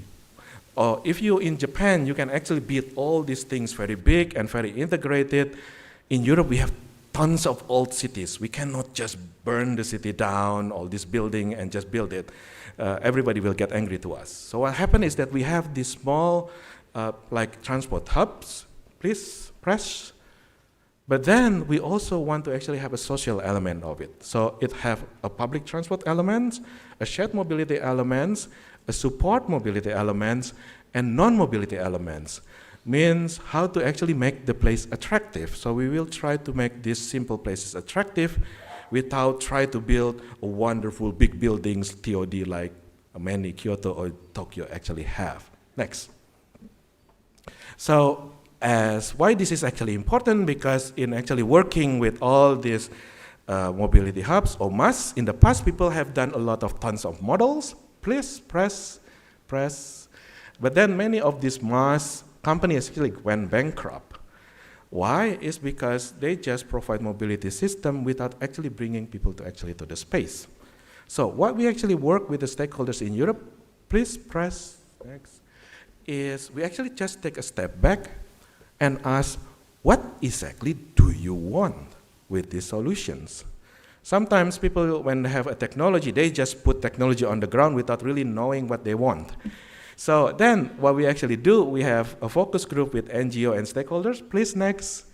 And then we actually start to actually define, to actually create a good mobility hub, need 3 different integrations. So plus, next. So there's some things we call physical integrations, digital integrations, and social integrations. As an engineer, we're really good with physical integrations, means how to actually make things close, not only to the locations of the mobility hub to us, but then also mobility hub relative to others. We are great with it. But then we are not really great with digital integrations. We like ourselves, we design the service for ourselves, we forgot the people who are not literate with the technology. And the third one is social integrations, where really sucks in it, in the sense that when we design, we engineer, we think we know everything. And then we don't even bring people to actually try to design the system. And then at the end, of course, it's not their fault if they don't think this is theirs. Next. So once you actually know where you actually want to go, next, please. What we're trying to do in Europe is we build a database of knowledge. Basically, how different country, how different city doing it, and actually build these mobility hubs. So in this place, please, you can actually have basically hundreds of mobility hubs, and then this actually help our stakeholders to pick how one government or how one city implement the idea, how they're actually funding it, in what way. So by this, actually you spread the wisdom. Next. Ta-da! Then after that, once you actually know where you're going, you know where you are, and you know what other tricks can be done, then you can actually do the trick. So next. For example, for physical integrations, this is what we actually do in Munich. So if you have been to TU Munich, it's actually that gray buildings, crime buildings. So then basically we'll try to design a different mobility hubs that are actually attractive to actually the local. And then after that, we actually also collects what they actually the resident think. I think at some points we even have a ping pong table there until we actually get a complaint later that it's too noisy to have this ping pong noise. Next, for digital integrations, for example, we actually work with the operators. So we bring operators and see, what do you think you need? And then we also bring to the users, and then also, does this actually work? So we actually, for example, this is working with the operator in Brussels. We put this digital kiosk where it actually not only inform the public transport, but also the wayfinding. Next. And the social integration is actually bring the local wisdom, bring the people to actually do, through the co-design game, how you can actually design the space better. So on the left side is basically our exercise with stakeholders. It's like a game. We use augmented reality with stakeholders in Den Haag and try to see how this different space can actually design better. On the right side, if you actually want to do the log tech, at that time we actually go to this minority and these advantaged neighborhoods. So then we actually talk with them with our technology and ask their view how you can actually want to design your environment. Next. And then at the end, of course, please don't forget to actually summarize everything in a very simple way for your stakeholders. They are not engineers, they are not doctors, they just a civil servant who try to get by from one day to another. Next. So summary. Now I'm done. Next, please. So what is the take-home message? So by the end of the day, what I'm trying to argue in here is that designing a transport system should not be different than designing a commercial product by startups. If they can actually do better with this design thinking, why couldn't we? Both systems actually include this complex system, this kind of complexity of human decision-making processes, and this kind of approach is working. So that's why I would say that it's actually very important to try to integrate design thinking and co-creations in building a sustainable transport and mobility system. With that, thank you very much for your patience.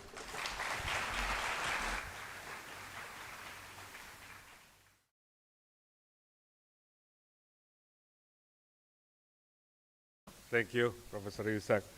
Our second speaker is Professor Makoto Chikaraishi. He is a professor at Hiroshima University. His research explores urban transportation systems through advanced analysis of human activity, and also with current work advancing discrete choice modeling, multi-agent interactions, and also data science applications using urban and transportation big data. Without further ado, I would like to call Professor Makoto-san to take the stage. Please have a round of applause.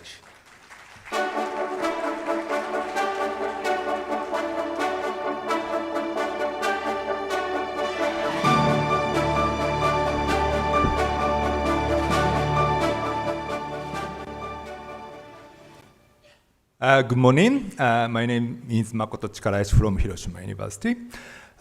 Before starting my talk, I would like to express my sincere gratitude to Professor Vargas and his team to have these wonderful conferences. And thank you very much for inviting me to be here as a keynote speaker.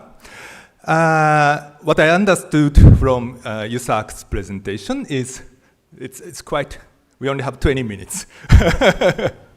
Yeah, actually, this morning we just had a breakfast together and then met with Dr. Bamban. And we actually prepared 1 hour talk, but suddenly it becomes 20 minutes. So let me try to finish within 20 minutes. Okay, so the title of my talk is Beyond Trips and Flows, which is a bit weird title. But what I'd like to talk about is, I think, pretty much consistent with what Yusak mentioned. So in conventional transportation planning, we often look at trips, which is about how many people traveling from place A to place B, by which travel mode or by which routes, and also flows. What about congestion levels, and what about travel speeds? So those are somehow major metrics we have been looking at in designing transport planning. But what I'd like to argue is we should somehow go beyond that, simply because having smoother traffic flow is not our ultimate goal. What we would like to achieve is to have better well-being or to have better social lives, something like that. Okay, so that's the main things that I want to talk today. Could you, next? And please click the next until all animations finished. I think you can click the next every 2 seconds, okay? Great. So so basically what I'd like to say using this slide, yes, I couldn't really see. Let me see this. If we look at history, it's very clear that transportation systems has been shaping the society. So maybe without the invention of the wheel, we actually didn't have long distance travel, or without the invention of the navigation technology which allow us to have sea travel, we may not really have global trade. And without having the steam automobile or steam locomotive, or without having automobile, the life that we have or society that we have now isn't very different, I guess. Okay, so obviously transportation systems actually are shaping the society a lot. Okay, I think that's very important understanding. So it's not just for trips and travel. I mean, it's not just for congestions, but it's about how we design transportation systems is directly linking with how we shape the society. Could you move to the next? Okay, then the question is, yes, if we look at very long-term history, we know that. But the question is, when we design transportation systems, do we really pay attention to that? We often look at congestions, and then, as Yusak mentioned, to fix the problem, we make new roads. We make new public transport. But that's also important. We have to do that. But that is not the ultimate goal we have. We actually have to look at social consequences of mobilities. So to think about that a bit more in deep, I'd like to, maybe mobility can be understood as a kind of surface of iceberg. So maybe think about trips to this East conference. So it's just a trip, right? In my case, I traveled from Hiroshima to here. So if we look at just trips, it's just one trip from Hiroshima to Surakarta. But actually behind that, we have hidden layers of social life, right? For example, by joining these conferences, I could meet with somebody who, I don't know. Okay, I didn't know. So I can expand my social networks, or in some other cases, I could have collaboration with others, maybe starting new projects. Or some other cases, even some people may have a new company, right? To have startups or something like that. So actually, behind the trips, we have many stuff that we have to think about. Okay? And so in today's my talk, in our research team, we have been working on to develop some new concepts or new methodologies to dig this iceberg. So that's what I want to talk about today. Could you move to the next? And yeah, so the concept itself is nothing new, actually. 50 years ago, already, Jane Jacobs summarized those stuffs. But the issue is we have a concept, but we do not really have a tool to dig into, we do not really have a tool to look at the details. So that's the main point I would like to argue. And today I want to briefly introduce 3 works we did. Could you move to the next? The first one is about co-evolutionary simulation of social network and activity engagement. If we think about our expansion of social networks, always some joint activities there. Like this conference, obviously one very good opportunity to expand your social networks, but yet we do not really have a proper tool to do that. So we are trying to develop that. Still very prototype concept, but I hope it could be extending, or maybe some of you can extend. Could you move to the next? And yeah, this is a proposed framework we have. Can I use this? Yeah. So suppose that we are now t equal 1, so at a certain time, a point in time, so we have this social network, and then through activity engagement, sometimes we expand our network, or sometimes we do not. And then if we successfully expand, next day, you will start your life with expanded social network, right? So that will be continuing until you die, okay? So we somehow trying to directly model this process so that we can connect daily activity travel behavior and the social networks that you have. Okay, so we are trying to come up with the kind of prototype simulation framework to do that. Could you move to the next?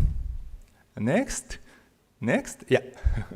So on the right-hand side, we call it revision opportunity because by joining some activities, by doing some activities, we got an opportunity to revise our social networks, right? And then once we get that opportunity, whether or not utilizing that opportunity to expand your social network will be the next step. Okay, so that's a kind of microscopic individual level decision making. Could you go back? Sorry. And that kind of individual decisions at the end, it could be contributing to the expansion of social network, but social network should be considered as a whole because it's about connection among people. Could you move to the next? Yeah, and we did, sorry, all details are skipped. And if you are interested in, I can share the paper. And to test our framework proposed, we collected data from the international students who just arrived in Japan, because just soon after arriving in Japan, typically the social network you have is very limited. Then we try to observe how they are expanding social network over time, 3 weeks after arriving in Japan. It's only 16 respondents, so it's a very small sample, but it's good enough to show how it works. Could you move to the next? Yeah, and this is, I think this is very interesting statistics. On left-hand side, it shows, so x-axis is days. So day 1 is just soon after arriving in Japan. At that time, you don't really meet with anybody, right? And then you're increasing number of people you met. So left-hand shows number of people you met. And right-hand side figure shows the number of friends you got. So the number of people you met is actually linearly increasing, while the friend you obtained have a kind of logarithm shape. So you tend to be connected, this indicates you tend to be connected with the person you met first. And then later, the probability of having connections is getting decreasing. Could you move to the next? Next. Could you click 5 times? Okay. Yeah, and because we got the data, so we actually have some observations. For example, from the data, we found that persons who live in dorms can speak Japanese, and all the students tend to meet with persons not in social network, so they got more opportunity. That's very understandable, right? If you can speak Japanese, you can easily find out somebody who can do activity together. And also, 2 persons met tend to be connected when they come from the same country. This is also very much understandable. And also persons who join party tend to meet with persons not in social network. That's also understandable, but the probability of getting connection is lower. And also persons who already have a large social network tend not to meet with persons not in social networks. And also to be connected, the 2 persons met tend not to be connected with the increase in social network size. Okay, so that kind of findings we have. Could you move to the next? And then we somehow set up a proper simulation algorithms to mimicking the expansion of social networks. And this is the simulation results. So it's pretty much similar with what we observed. Okay, each black line indicates each individual, and blue line is the average. Okay, so people are expanding social number of friends following those lines. Could you move to the next? Yeah, so in terms of methodology, that's what we did, but I think that types of methodologies would help us to look at the social aspects of travel. For example, we did several simulations, and the baseline scenario, if we don't do any policy, the number of friends they obtained is 12.5. But if we provide dorms that may give them more opportunities to interact, then the number of friends will increase. Or we can also simulate what would happen if we put a restriction on joining activities, just like COVID-19, then they will lose 3.5 friends. So that kind of simulations we can do after having this kind of tools. Okay, could you move to the next?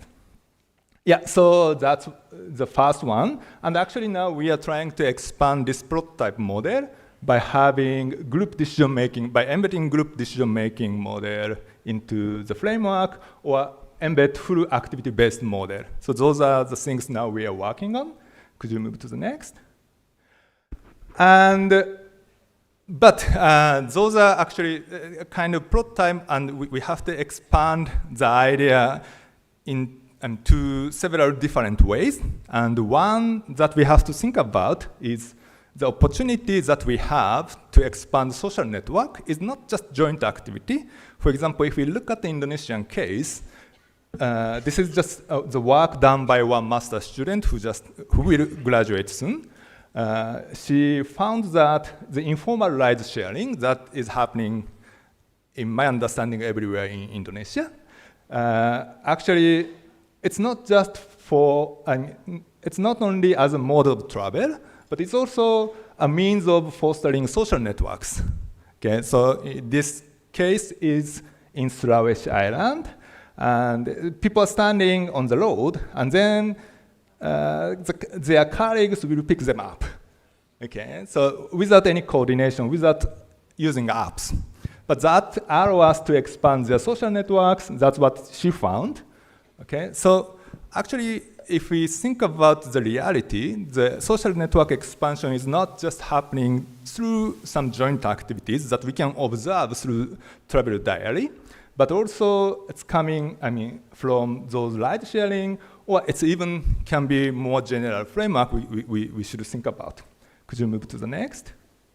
Yeah, so the next study is actually, what we did is to try to look at more, casual encounters, or looking at more weak social ties.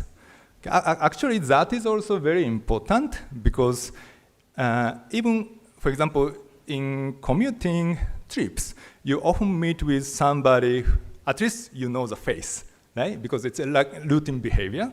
So at least faces or members on the trains are somehow knowing each other, although you don't know the name of those people, but at least you know the face, that actually gives you the feeling, how can I say, that makes you relief, right? It's that kind of relationship, we call it weak ties, are also very important to be explored.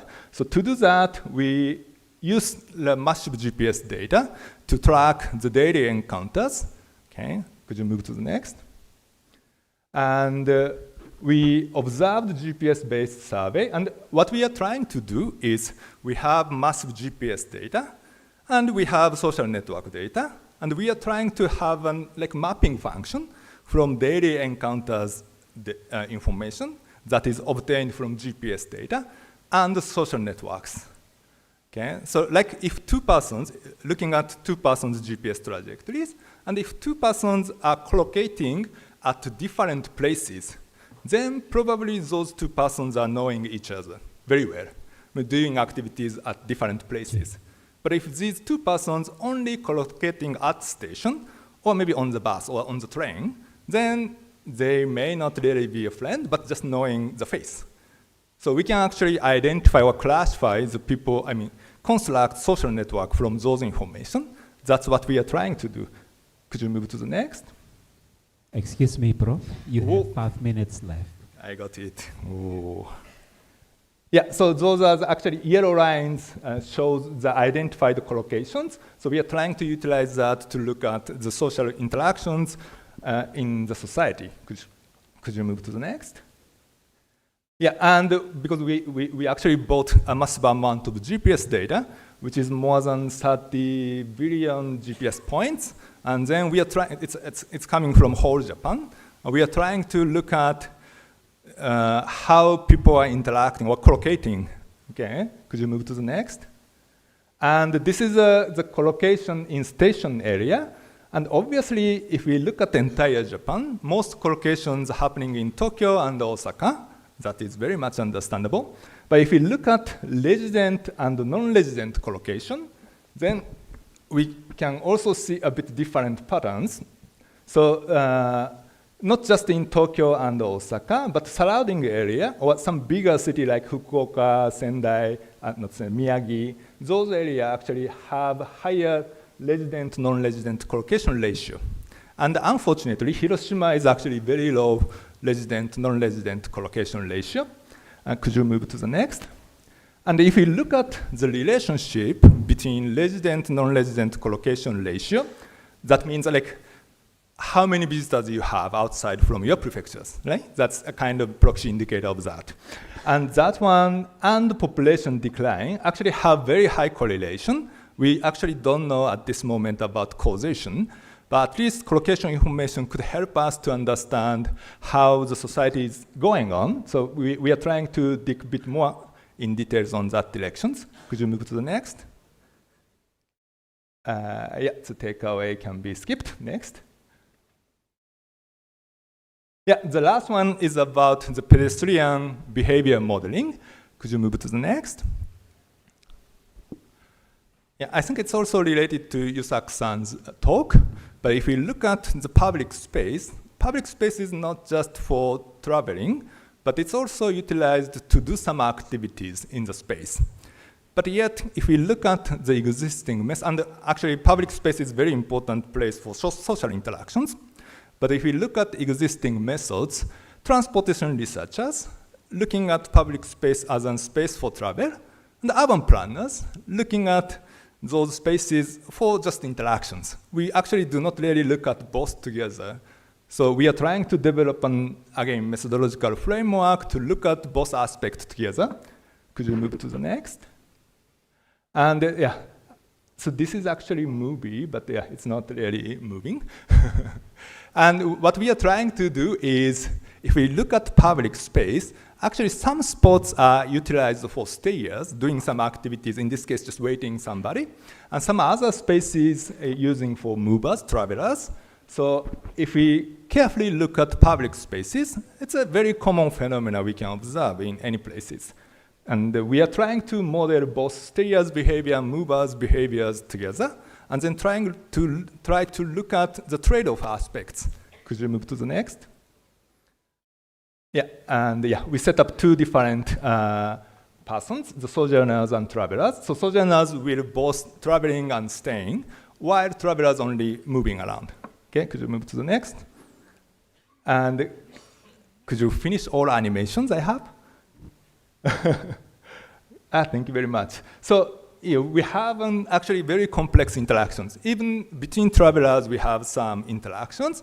Like if somebody ahead of you, then you somehow try to follow that, right?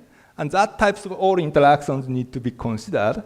And the main point is for stayers, if we have many people traveling, then it will reduce the utility of staying, utility of doing activities in that space. And similarly, for travelers, if many stayers doing some activities at certain places, then that would decrease in walking service level, okay? So we are trying to embed those interactions, and could you move to the next? And then do simulation. And actually, the framework we developed is following utility maximization models. So actually, we can compute the consumer surplus for travelers, for stayers, and we can look at, for example, in this case, where the object should be located. So we can actually evaluate which one is better than the others. Okay? In this case, the object location light is the better compared to top and bottom and center for both sojourners and travelers. So that types of framework we think needed to carefully look at, or to talk about social interaction properly in transportation planning. Okay, can you move to the next? And next, so maybe jumping to the last slide because it's already, next slide.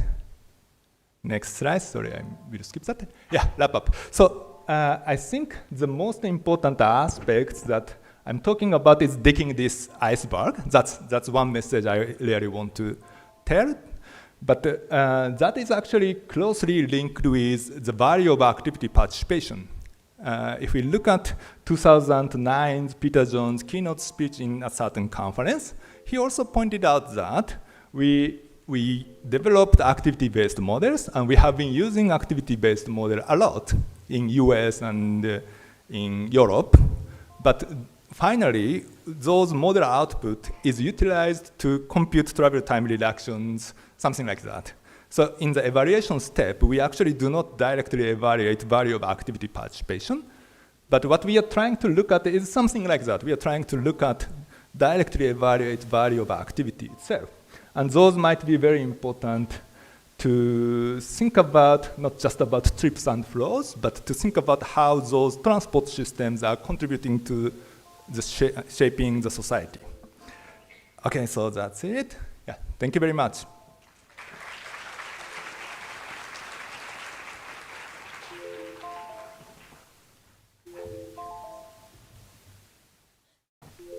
So I would like to invite Professor Yusak also to take the stage.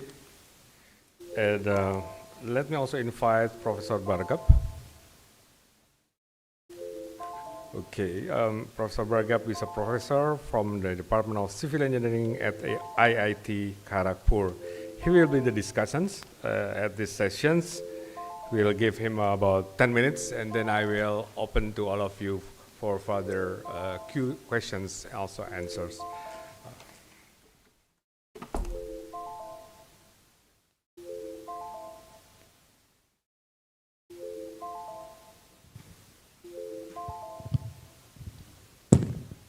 Okay, Professor Bargap, can you have some comments on the both presentations that I found very interesting one? They are using their models to explain, and also to try to predict and found what will be the, especially on the social interactions, that will be something that we would like to know more, because transport is a big problem.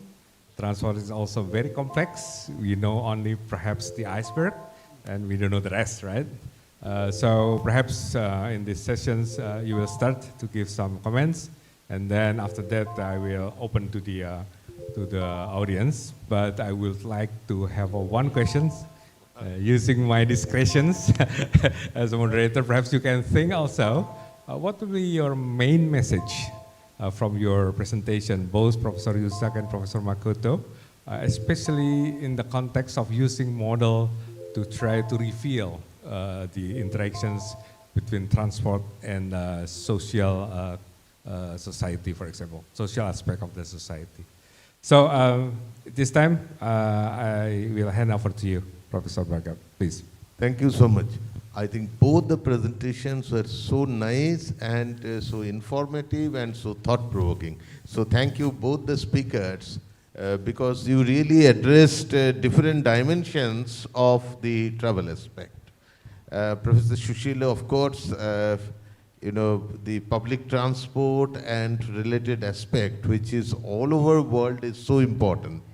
I was just thinking, based on your presentation and some of my related work also, you see that, you know, the private vehicle ownership and usage, because the economy is doing well in many of these Asian countries also, and the private vehicle ownership is growing.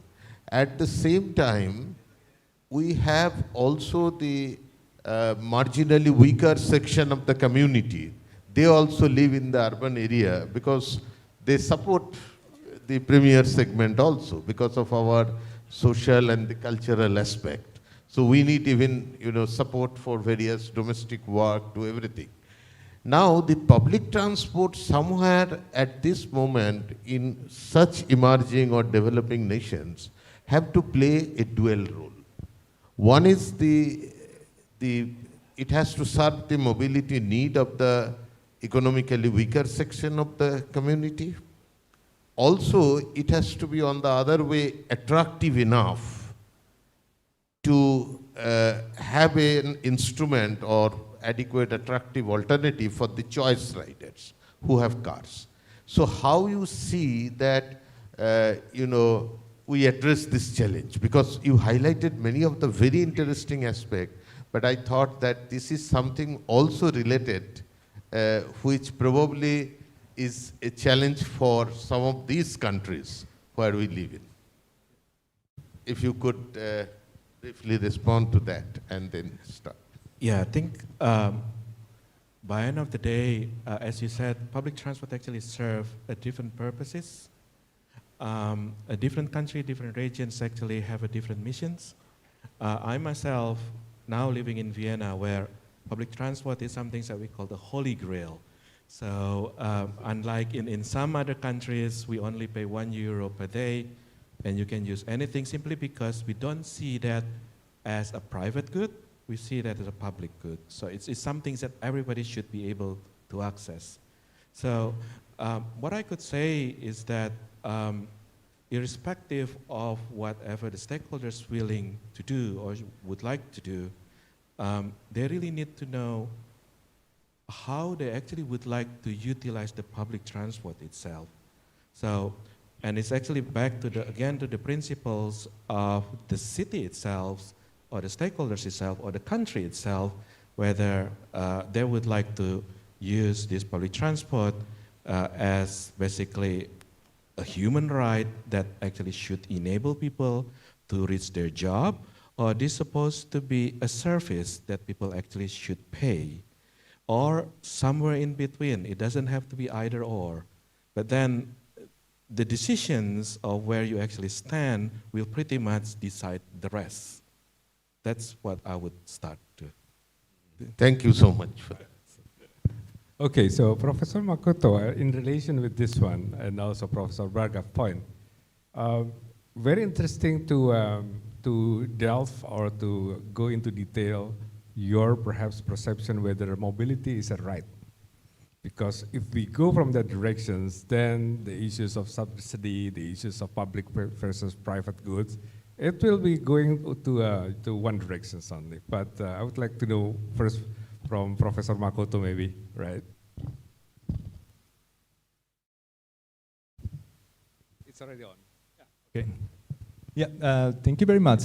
I think, yes, public transit is public goods, but I think Japanese model is a bit different from other countries, I mean, at least from Europe. And I'm not very much sure which model is better. I mean, obviously in terms of service, qualities provided in Europe, I feel it's even better than Japan in some sense. But the concern is the funds you have. To make it public goods, the public body should be strong enough and should prepare certain enough amount of money to make it possible. And if that scheme, that part is missing, then it's getting very difficult to make it public goods. I think that's one concern I have.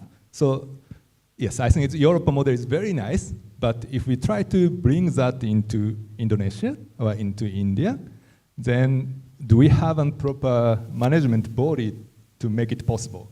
That's one question I have. And at least if you look at the Japanese case, the private companies actually had more money at that time and have more, somehow, more active. So they actually took an initiative to develop all railways and then do TOD type of stuff, and then collecting money from the real estates or something like that.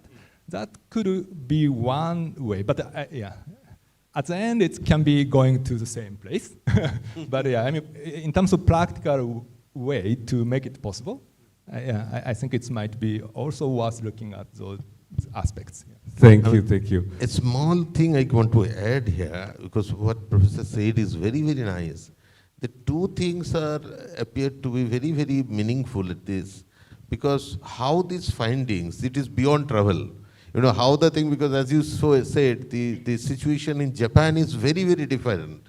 The societal aspect, the socioeconomic aspect is very, very different.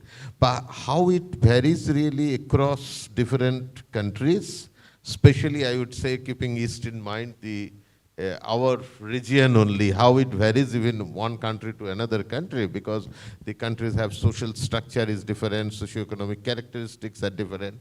So that, to understand that how the things vary, you know, across. And second is the organizational structure, what you said is extremely important.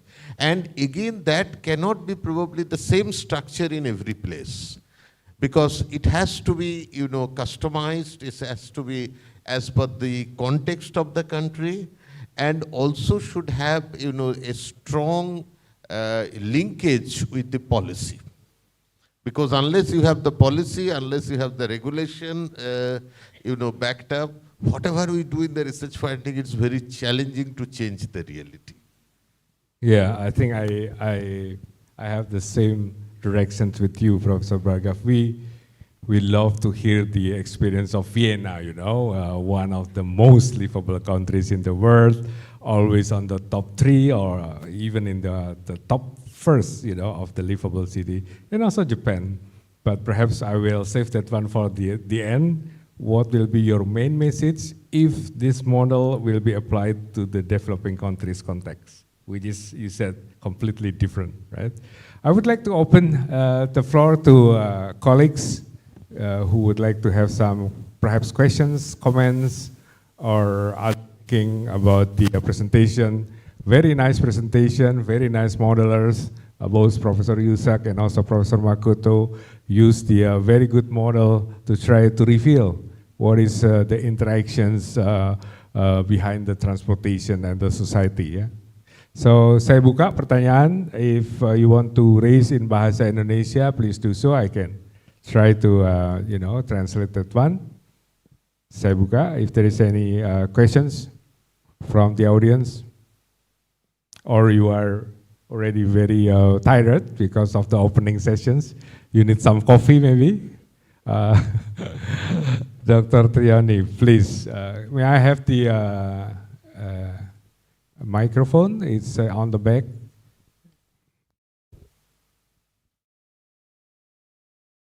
Any others from the other on the back right there? See, many people are Yes. quite good. Yeah. Silakan, Pak Yoni. I just wondering that in your presentation in Hiroshima, you starting for the individual to become larger groups. However, in Indonesia, actually we are already larger groups. So how we can thinking about to utilize more internally within the groups. That is very important if we want to enhancing in the Indonesia case Dr. Bambang Susantono. This is my thoughts. And my question is, related to the technology, actually, I'm impressed with what Professor Susilo presentation. Actually, the most important, actually, we must able to deliver what happen if we have this one. So, for example, if we want to develop LRT, actually, we must mention about what kind of animal MRT is when the area is not yet understand basically of this one. So your term of harnessing local wisdom in your mention in your picture in about the infrastructure, that is very good case, and that is not the solution. One goes. Maybe it is an iteration. Even we must also to demolish our example of the infrastructure to make a better off. In this case, actually it's become more expensive for developed countries to looking the local wisdom. Thank you, Pak Bambang Susantono. Yeah, Pak, please state your name and affiliation so that other audience. My affiliation from the University of Indonesia. Thank you. Thank you. So you want to answer right now, Professor Yusak and Professor Makoto? If I could just start. Hello, Patri. Thank you for your questions. I think this is exactly what I said, that we should not ask. I don't think, with all due respect, I don't think that is actually the right questions, whether what happened if we had an MRT. What I'm trying to say is that I think it is very important for us to actually step back and then try to understand what exactly we want, for example, for Jakarta, before we actually pick the tool. Now we're promoting MRT, which is probably great. I really appreciate that.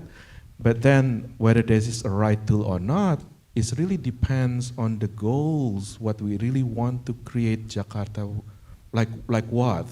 So this is what we're trying to do, why we have this different ladder with 3 different integrations, because at least according to the stakeholders, this is what they want to create. What's the tool? It really depends on their own goals. And different stakeholders would probably have a different goals, because again, we can't really impose our goals to the others and expect them to pay. So I think I'm not sure whether I asked your questions already. You want to continue? Makoto-san, please. Thank you very much.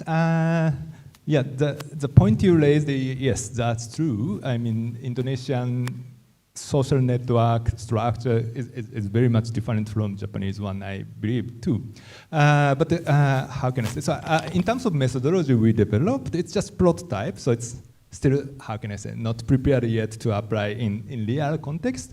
But yeah, what we are trying to do is, how can I say? Because what I feel is Indonesian people has a bit more strong place attachment.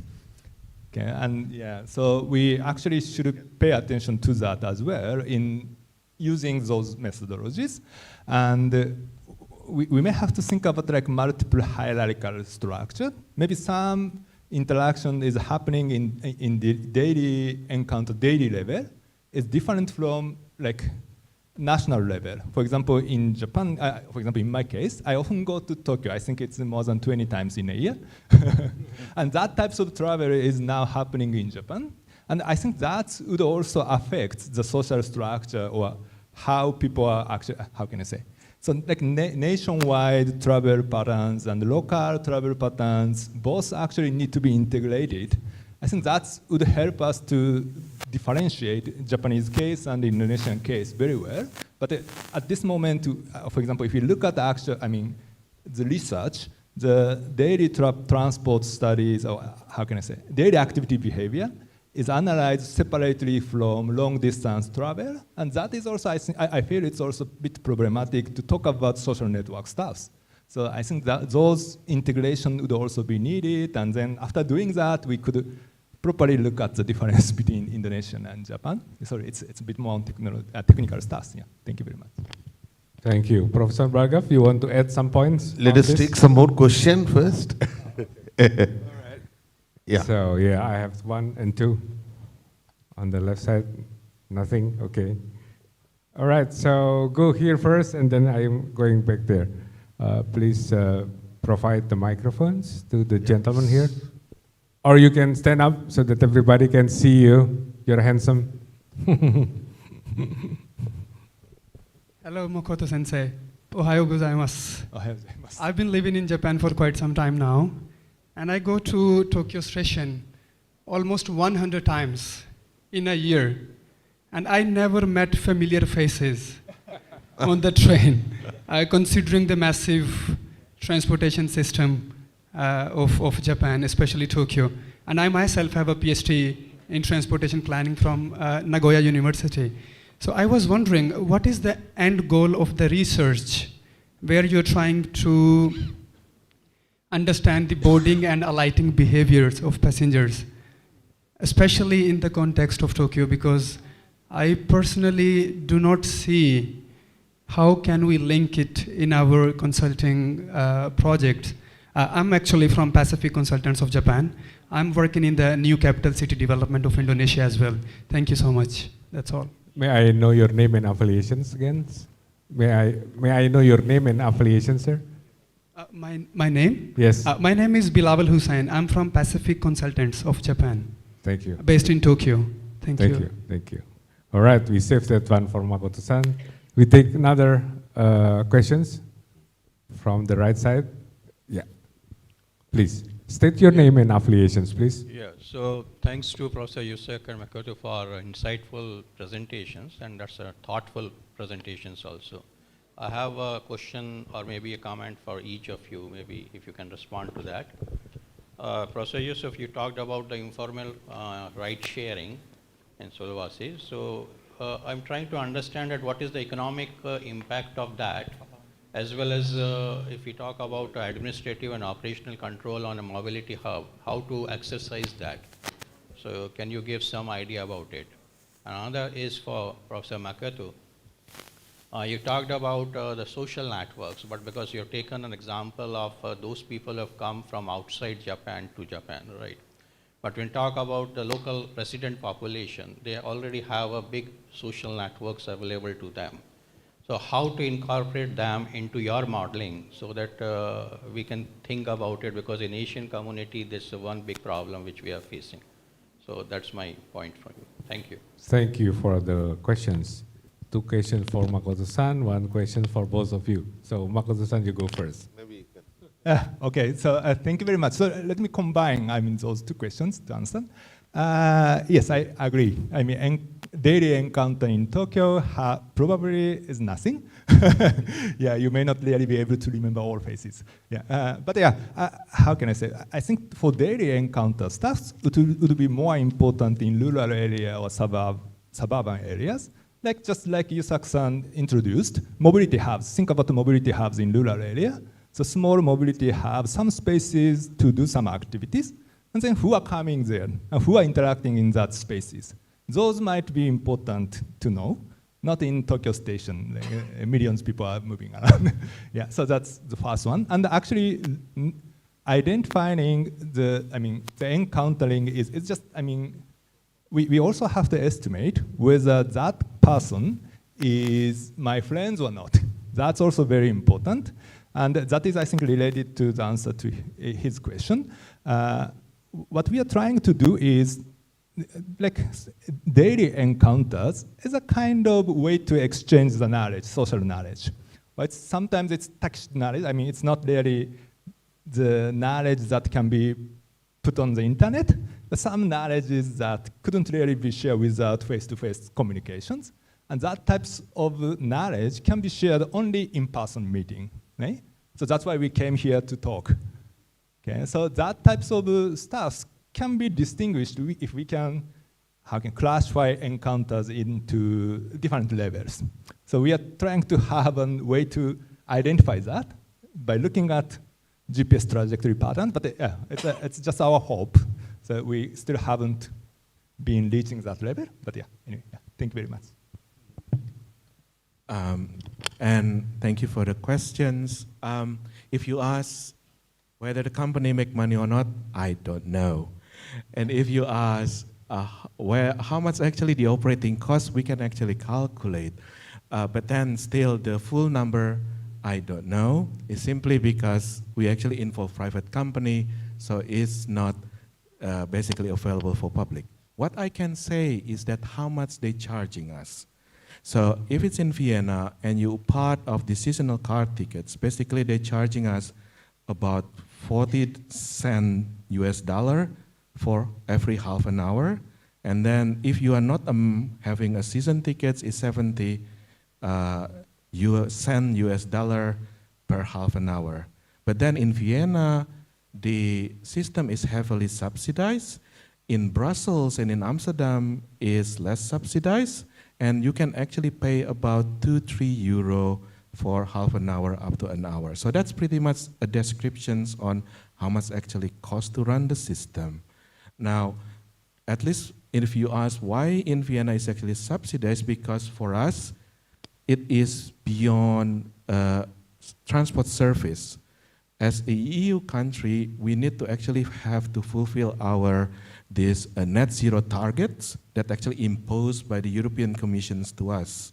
So then putting micromobility is a way by the Austrian governments to actually achieve these targets. So we see it's a differently than just a business, but then it's how it helps the government to achieve some things that they have been committed to.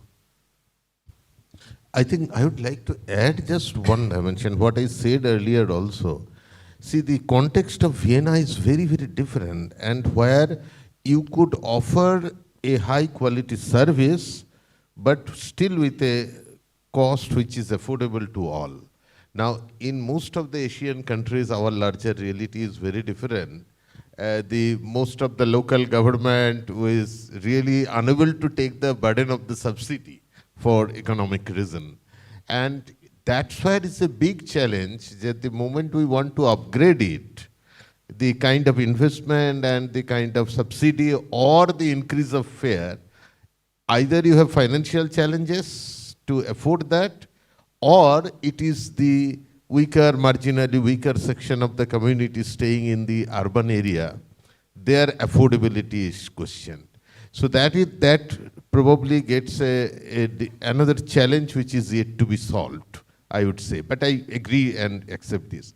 And what Professor said, beyond travel, I think conceptually and findings-wise, it is very interesting. Maybe it is specific to some context, specific to who are outside people coming to work in a specific city, but it shows that there is an added value for the travel. That part is really interesting, and maybe the similar kind of exploration may not be just only on limited social aspect, the larger social perspective also, how the travel is adding value. That is something for us to realize, because end of the day, the public transport subsidy and everything, it is all about the justification. So if we know that travel is beyond travel and there is an added value to it, so it helps also to take a policy and a decision accordingly. So that way I find it extremely meaningful. Yeah, talking about the public transport, I always remember the principle of 3A. One, for the cities, they must be available. Second A is accessible. And the third one is affordable. So unless we have these three, then we will not have good and reliable, accessible public transportations. Anyway, any others? Okay, 1, 2, 3, 4. Okay. Let's take that. 5. I need gender balance here. So let me go first with the ladies who raised their hand. Yes. This is Blessy from Hiroshima University. And here I am Can you stand up, please? Can you stand so we can identify? Yeah. Okay. All right. Sorry. You are way back there on the last row, yeah? Please. Yes, yes. Okay. Yeah. Yes, we can identify Yes, you go ahead. easily now. And in the biggest screen also. Okay, here I'm sharing my experience in the last week and today also. Last week I was in Toyama city in Japan, and as well as I traveled to Kanazawa, another one city which is 19 minutes away from both the city. So Toyama incorporated the LRT system, that is the tram system, completely worked with the integration, and transportation is very fine with it. As we know, Japan has very integrated transportation system. As Sensei said correctly, it is public partnership is very much involved in transportation development. And Kanazawa, in other hand, they have the bus transit system, bus transportation system. What I mean here is, even though they have all the infrastructure the city faced the declination in population. So they come into the another concept is like compact development in Toyama, and they are now in how the aging population can be addressed in their transportation system. So these are the two cities which I experienced in past weeks. And then I came to Solo City, and yesterday I just tried to walk. Okay, I am walking in Japan, so let me walk for 10 minutes. After I getting out of my hotels, I couldn't able to walk for even 10 minutes. I was hallucinated because the bikes are going here, the buses are crashing on me. So still, as all the guys said, that we need to customize each and every city. It is not LRT, it is not MRT, it is NMT or everything. Each city has its own peculiar system to communicate with the transportation with. So everybody sitting in the common table, we need to clear visions how the transportation for the future vision should be defined as. Then the city grows. Like for example, the Toyama city thinks that okay, we develop the LRT, but there are challenges in every times I say. Mm-hmm. And being back in India, I am in Delhi, so Delhi faced another kind of last mile connectivity system. Still we are struggling through this. So the point here is the same. Customize and clear vision for each and every place, every location, every cities. Even sometimes within 10 kilometers away, we need to think about what kind of transportation system works. That is the thing, planner and integrated with the land use as well as. That is my suggestion and experience sharing with you. Thank you so much. Okay, what is your name and affiliations again? I am Blessy. I am doing my PhD in Hiroshima University. Back then, I am working with the Ministry of Housing and Urban Affairs, India, as an urban planner. Thank you. All right, thank you. The other one here, on this one, lady, Mbak yang pakai hijab, silakan. Okay, thank you very much for the time. First of all, I would like to say thank you for all the presenter, all the professor. I get so many insight from you. But my question is for Makoto Sensei. Well, first of all, my name is Nur Hidayah Jaimin. I just finished my master's in Kyoto University. I have two simple questions. So before I know that the social network analysis, I would like to understand whether the model that you built is same as the common social network approach, where we measuring degree and where we measuring the between centrality or a kind of that. Can we apply such a kind of your model to that? Is it different or it is same? I would like to understand that. And the second of all, because I come from the eastern part of Indonesia, I myself is from Maluku, and you show one of the case study, a lady that's from Sulawesi. We have also the same behavior, like we based on the trust for choosing the mode of transport. I'm curious on how the kind of models can be applied to the archipelagic region, because as you know that probably the choice of mode of transport probably different. We mostly focus on the maritime transportation. Well, the people who live in the urban probably in the land transportation. So I would like to understand that. Thank you so much. Thank you, Mbak. One more from here. Ibu tadi yang Right. Right.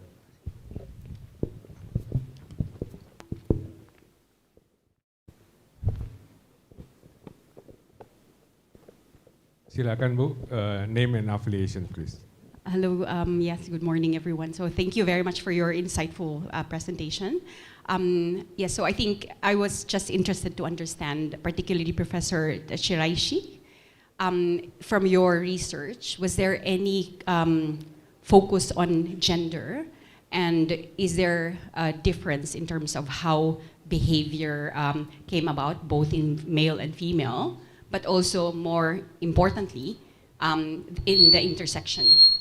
So for example, because our topic for today is local wisdom, so, you know, with Indonesians or tourists, were there differences, you know, at that intersection, or older women, younger women? And what does that mean in terms of how we will design transport? Your name and affiliations? Oh, sorry, I'm Durley Mateo Babiano from the University of Melbourne. Thank you. Makoto-san, a lot of questions to you from, but feel free, Pak Yusak, also to, you know, to, all right. Yeah, please. So we can use the conventional social network analysis, but I mean, what we did is like generating social networks, okay? So the model is like directly describing how whether two persons in the population are connected or not. So outcome will be the connection of all members in the society. Society can be defined by ourselves. It can be just this international students. If you want to describe more, then you could set up your own population, okay? So, and yes, you can utilize like centrality index, you could compute centrality index, or you can also compute like clustering stars, or like how many clicks we have. Those can be done after the analysis. And we are trying to put some additional algorithms to control like transitivity of those index. So those efforts can be made to improve the algorithms. So that's the, I think, yeah, short answer to your question. And yes, I think that's very important. Yeah, but yeah, unfortunately at this moment, we only have 16 individuals, like 16 respondents in our analysis. That's a very limited number of sample we have. So we actually couldn't really explore much. But at least what we found out is people tend to be connected if they are coming from same countries. Those are found. But yeah, we can do the same if we have enough sample. How different genders are connecting, those can also be done. Or maybe different age groups are connecting. So at this moment, we only look at international students. So it's already very selective. But if we can look at more general population, how they are connecting with each other. For example, in Japan, how elderly people are connecting with young persons are also very important for their quality of life. Okay, so those things we could look at. But so instead of expanding that types of research, we decided to try to utilize GPS data to do that. Because I mean, doing that survey is very expensive and very big burdens to the respondents. So we are trying to replace that with GPS data as much as possible. Yeah. So I think I would like to add just 3 quick points here based on the discussion. One is very clear that the findings, of course, we had limited data here in this case, but if we expand the database and make it a more richer database, it can definitely be explored, the effect of gender or the age. So this response and the findings definitely is likely to be heterogeneous. And the heterogeneity with respect to socioeconomic characteristics, that can be explored. So that will be really revealing. The second point, what it comes very clearly, that the findings are also a function of the supply level or the present operating condition. Say, for example, if you are sitting in a public transport which is air-conditioned and not so crowded, and the way you would like to utilize the time for social networking and other things, if it is a condition like a very crowded bus and without air conditioning in a hot and humid climate, you will probably never be interested to even talk to anybody. So it depends on the supply or the operating condition. The third, I doubt this small box, that how this is going to impact, because we have forgotten almost to speak with each other. I mean, now also you know, wherever people used to stand and they used to talk, now 5 people are there, everybody is busy in the virtual world. So I really doubt even this is another dimension, that how the mobile or handy, right, how that is influencing the social mixing of people, not only in the context of travel, but even beyond that, right? So these are the 3 revealing things which came from the discussion, probably. Thank you. So we are approaching the lunchtime, but I would like to still entertain maybe 1 or 2 burning questions. I saw 1, I saw 2. All right, okay. All right, so let me give you, please have a short one, the statement or questions. Bapak ini dulu, boleh? Tapi sama aja lah. Good morning. Thank you very much for the time. My name is Hiromitsu Mori, former JICA expert. I met you, Professor Babang, this February, Jakarta, I remember. Thank you very much for impressive keynote speech for Yusaku Sensei and Chikarashi Sensei.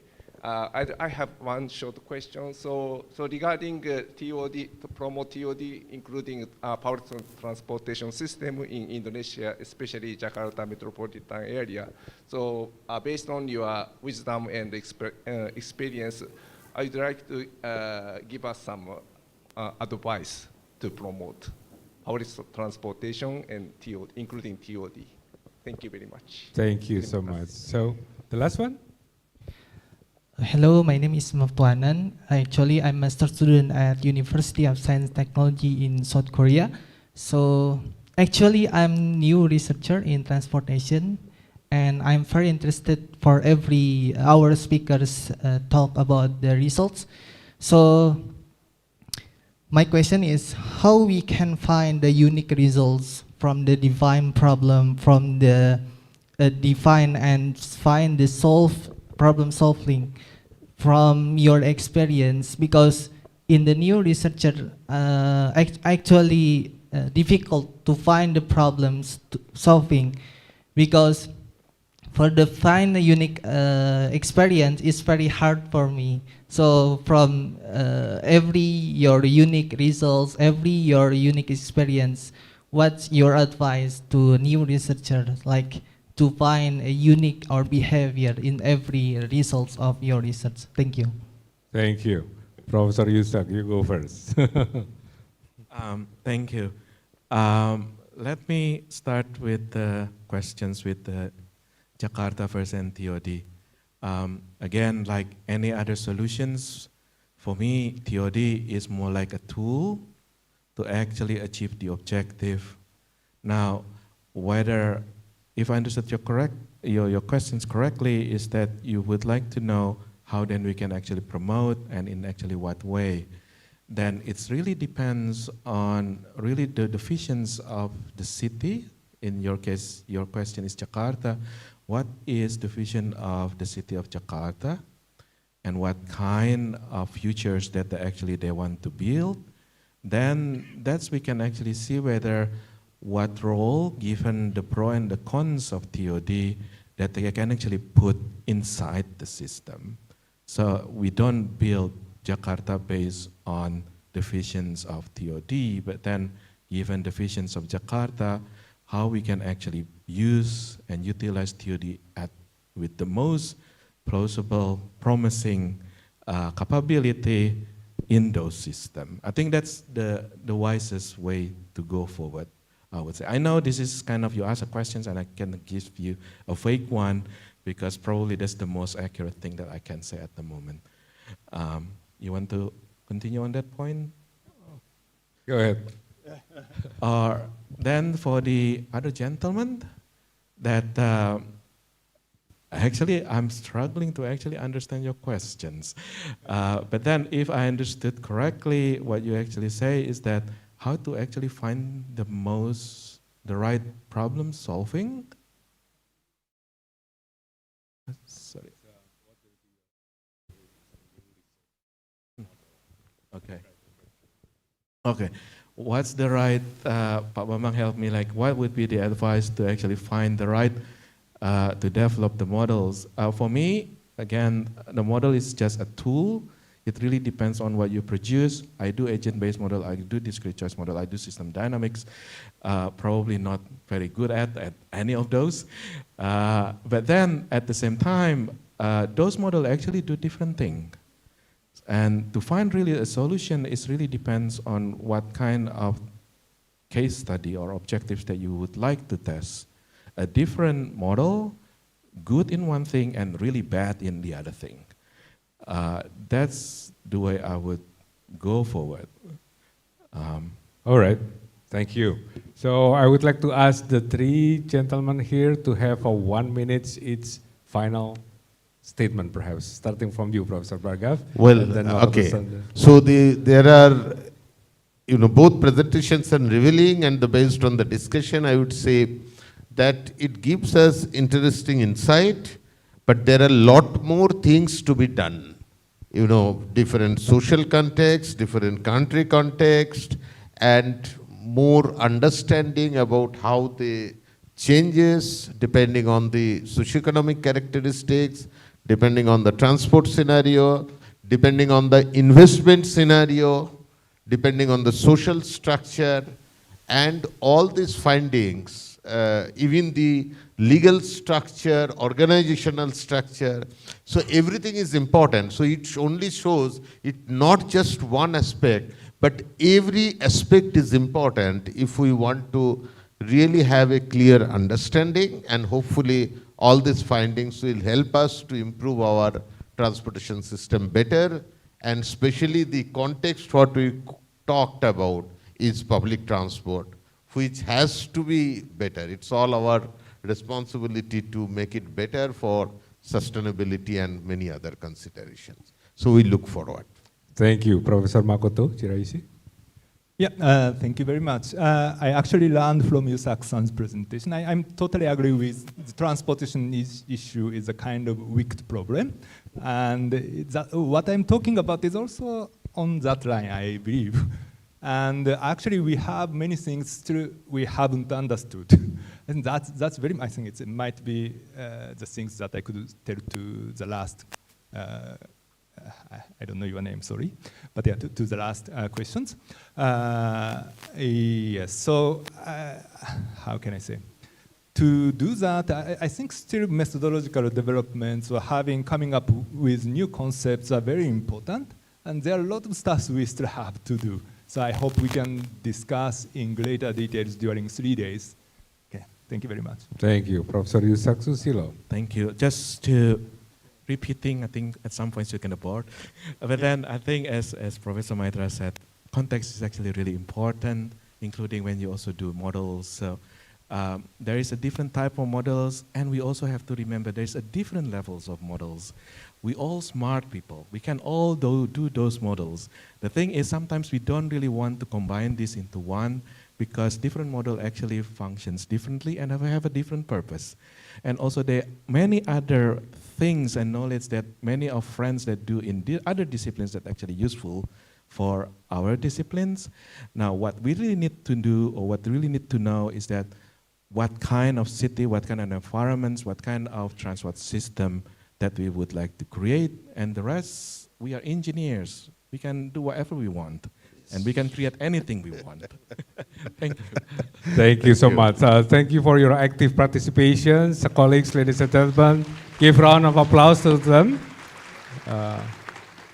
Terima kasih sekali lagi, thank you, and I hand it back to the organizer. Please.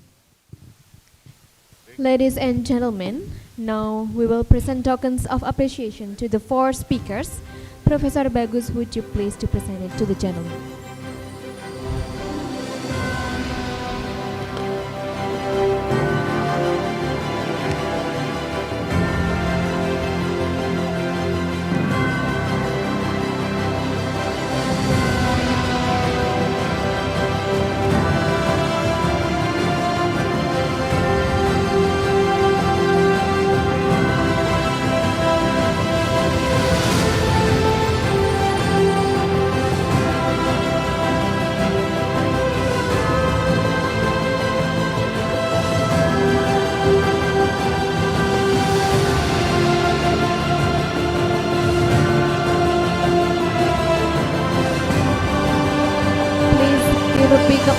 all the invited speakers.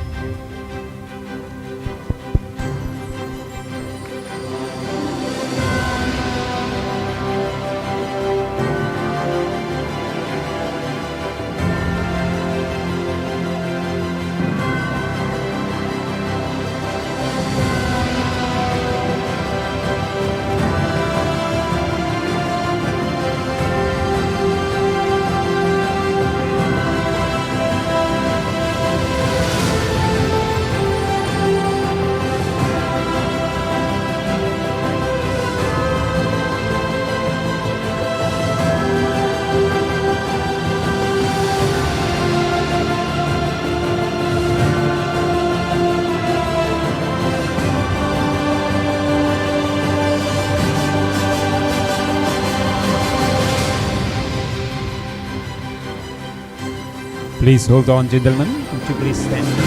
We are going to take some pictures.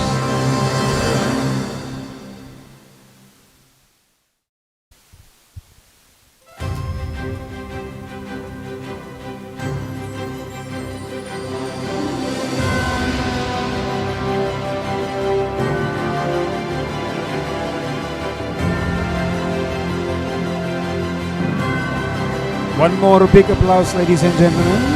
Thank you very much.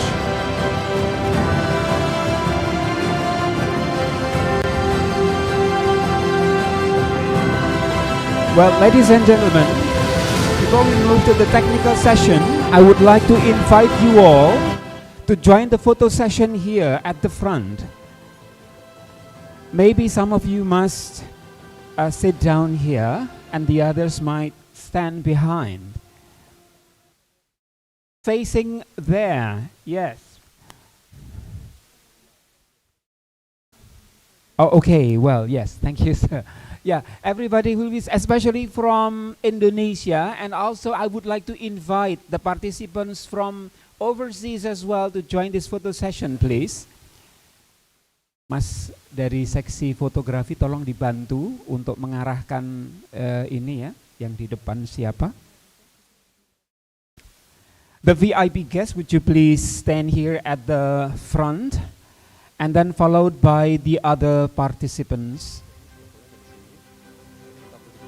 Oh gitu. Okay, sorry ladies and gentlemen.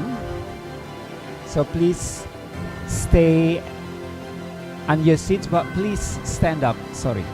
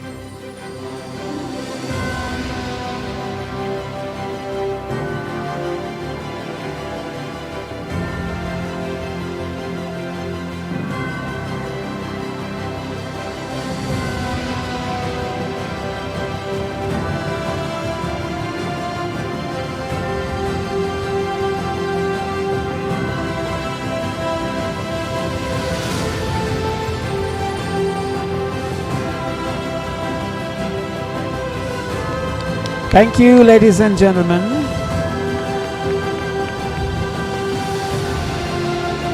This is the end of the high-level session.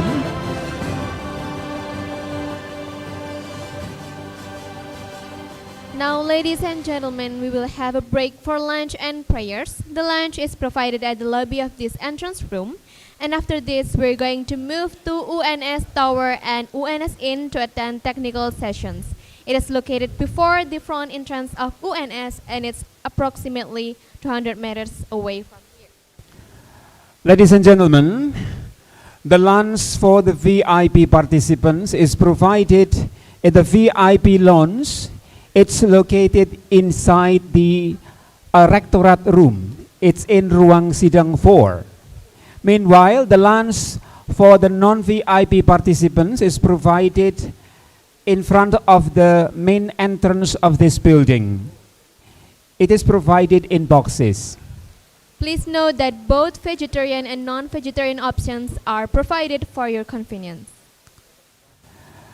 Ladies and gentlemen, after you finish your lunch, then we are going to move to the other sides of this university. It is approximately 200 meters away from here. For the VIP participants, 7 electric vehicles have been provided for you to take you there, to the venue. Meanwhile, seven medium-sized buses are provided for the non-VIP participants as well at the side of this building. And take note again that both vegetarian and non-vegetarian options are provided for your convenience.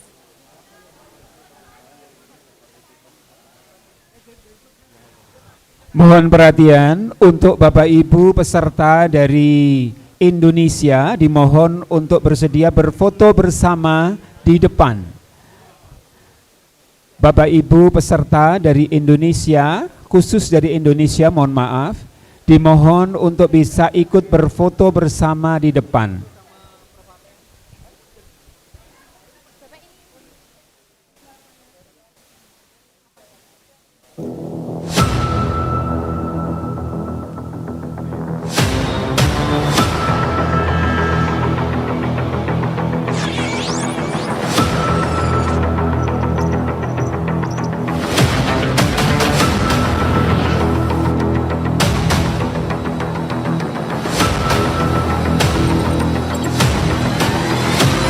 Mari Bapak Ibu peserta dari Indonesia dimohon untuk bisa bergabung berfoto bersama di atas panggung.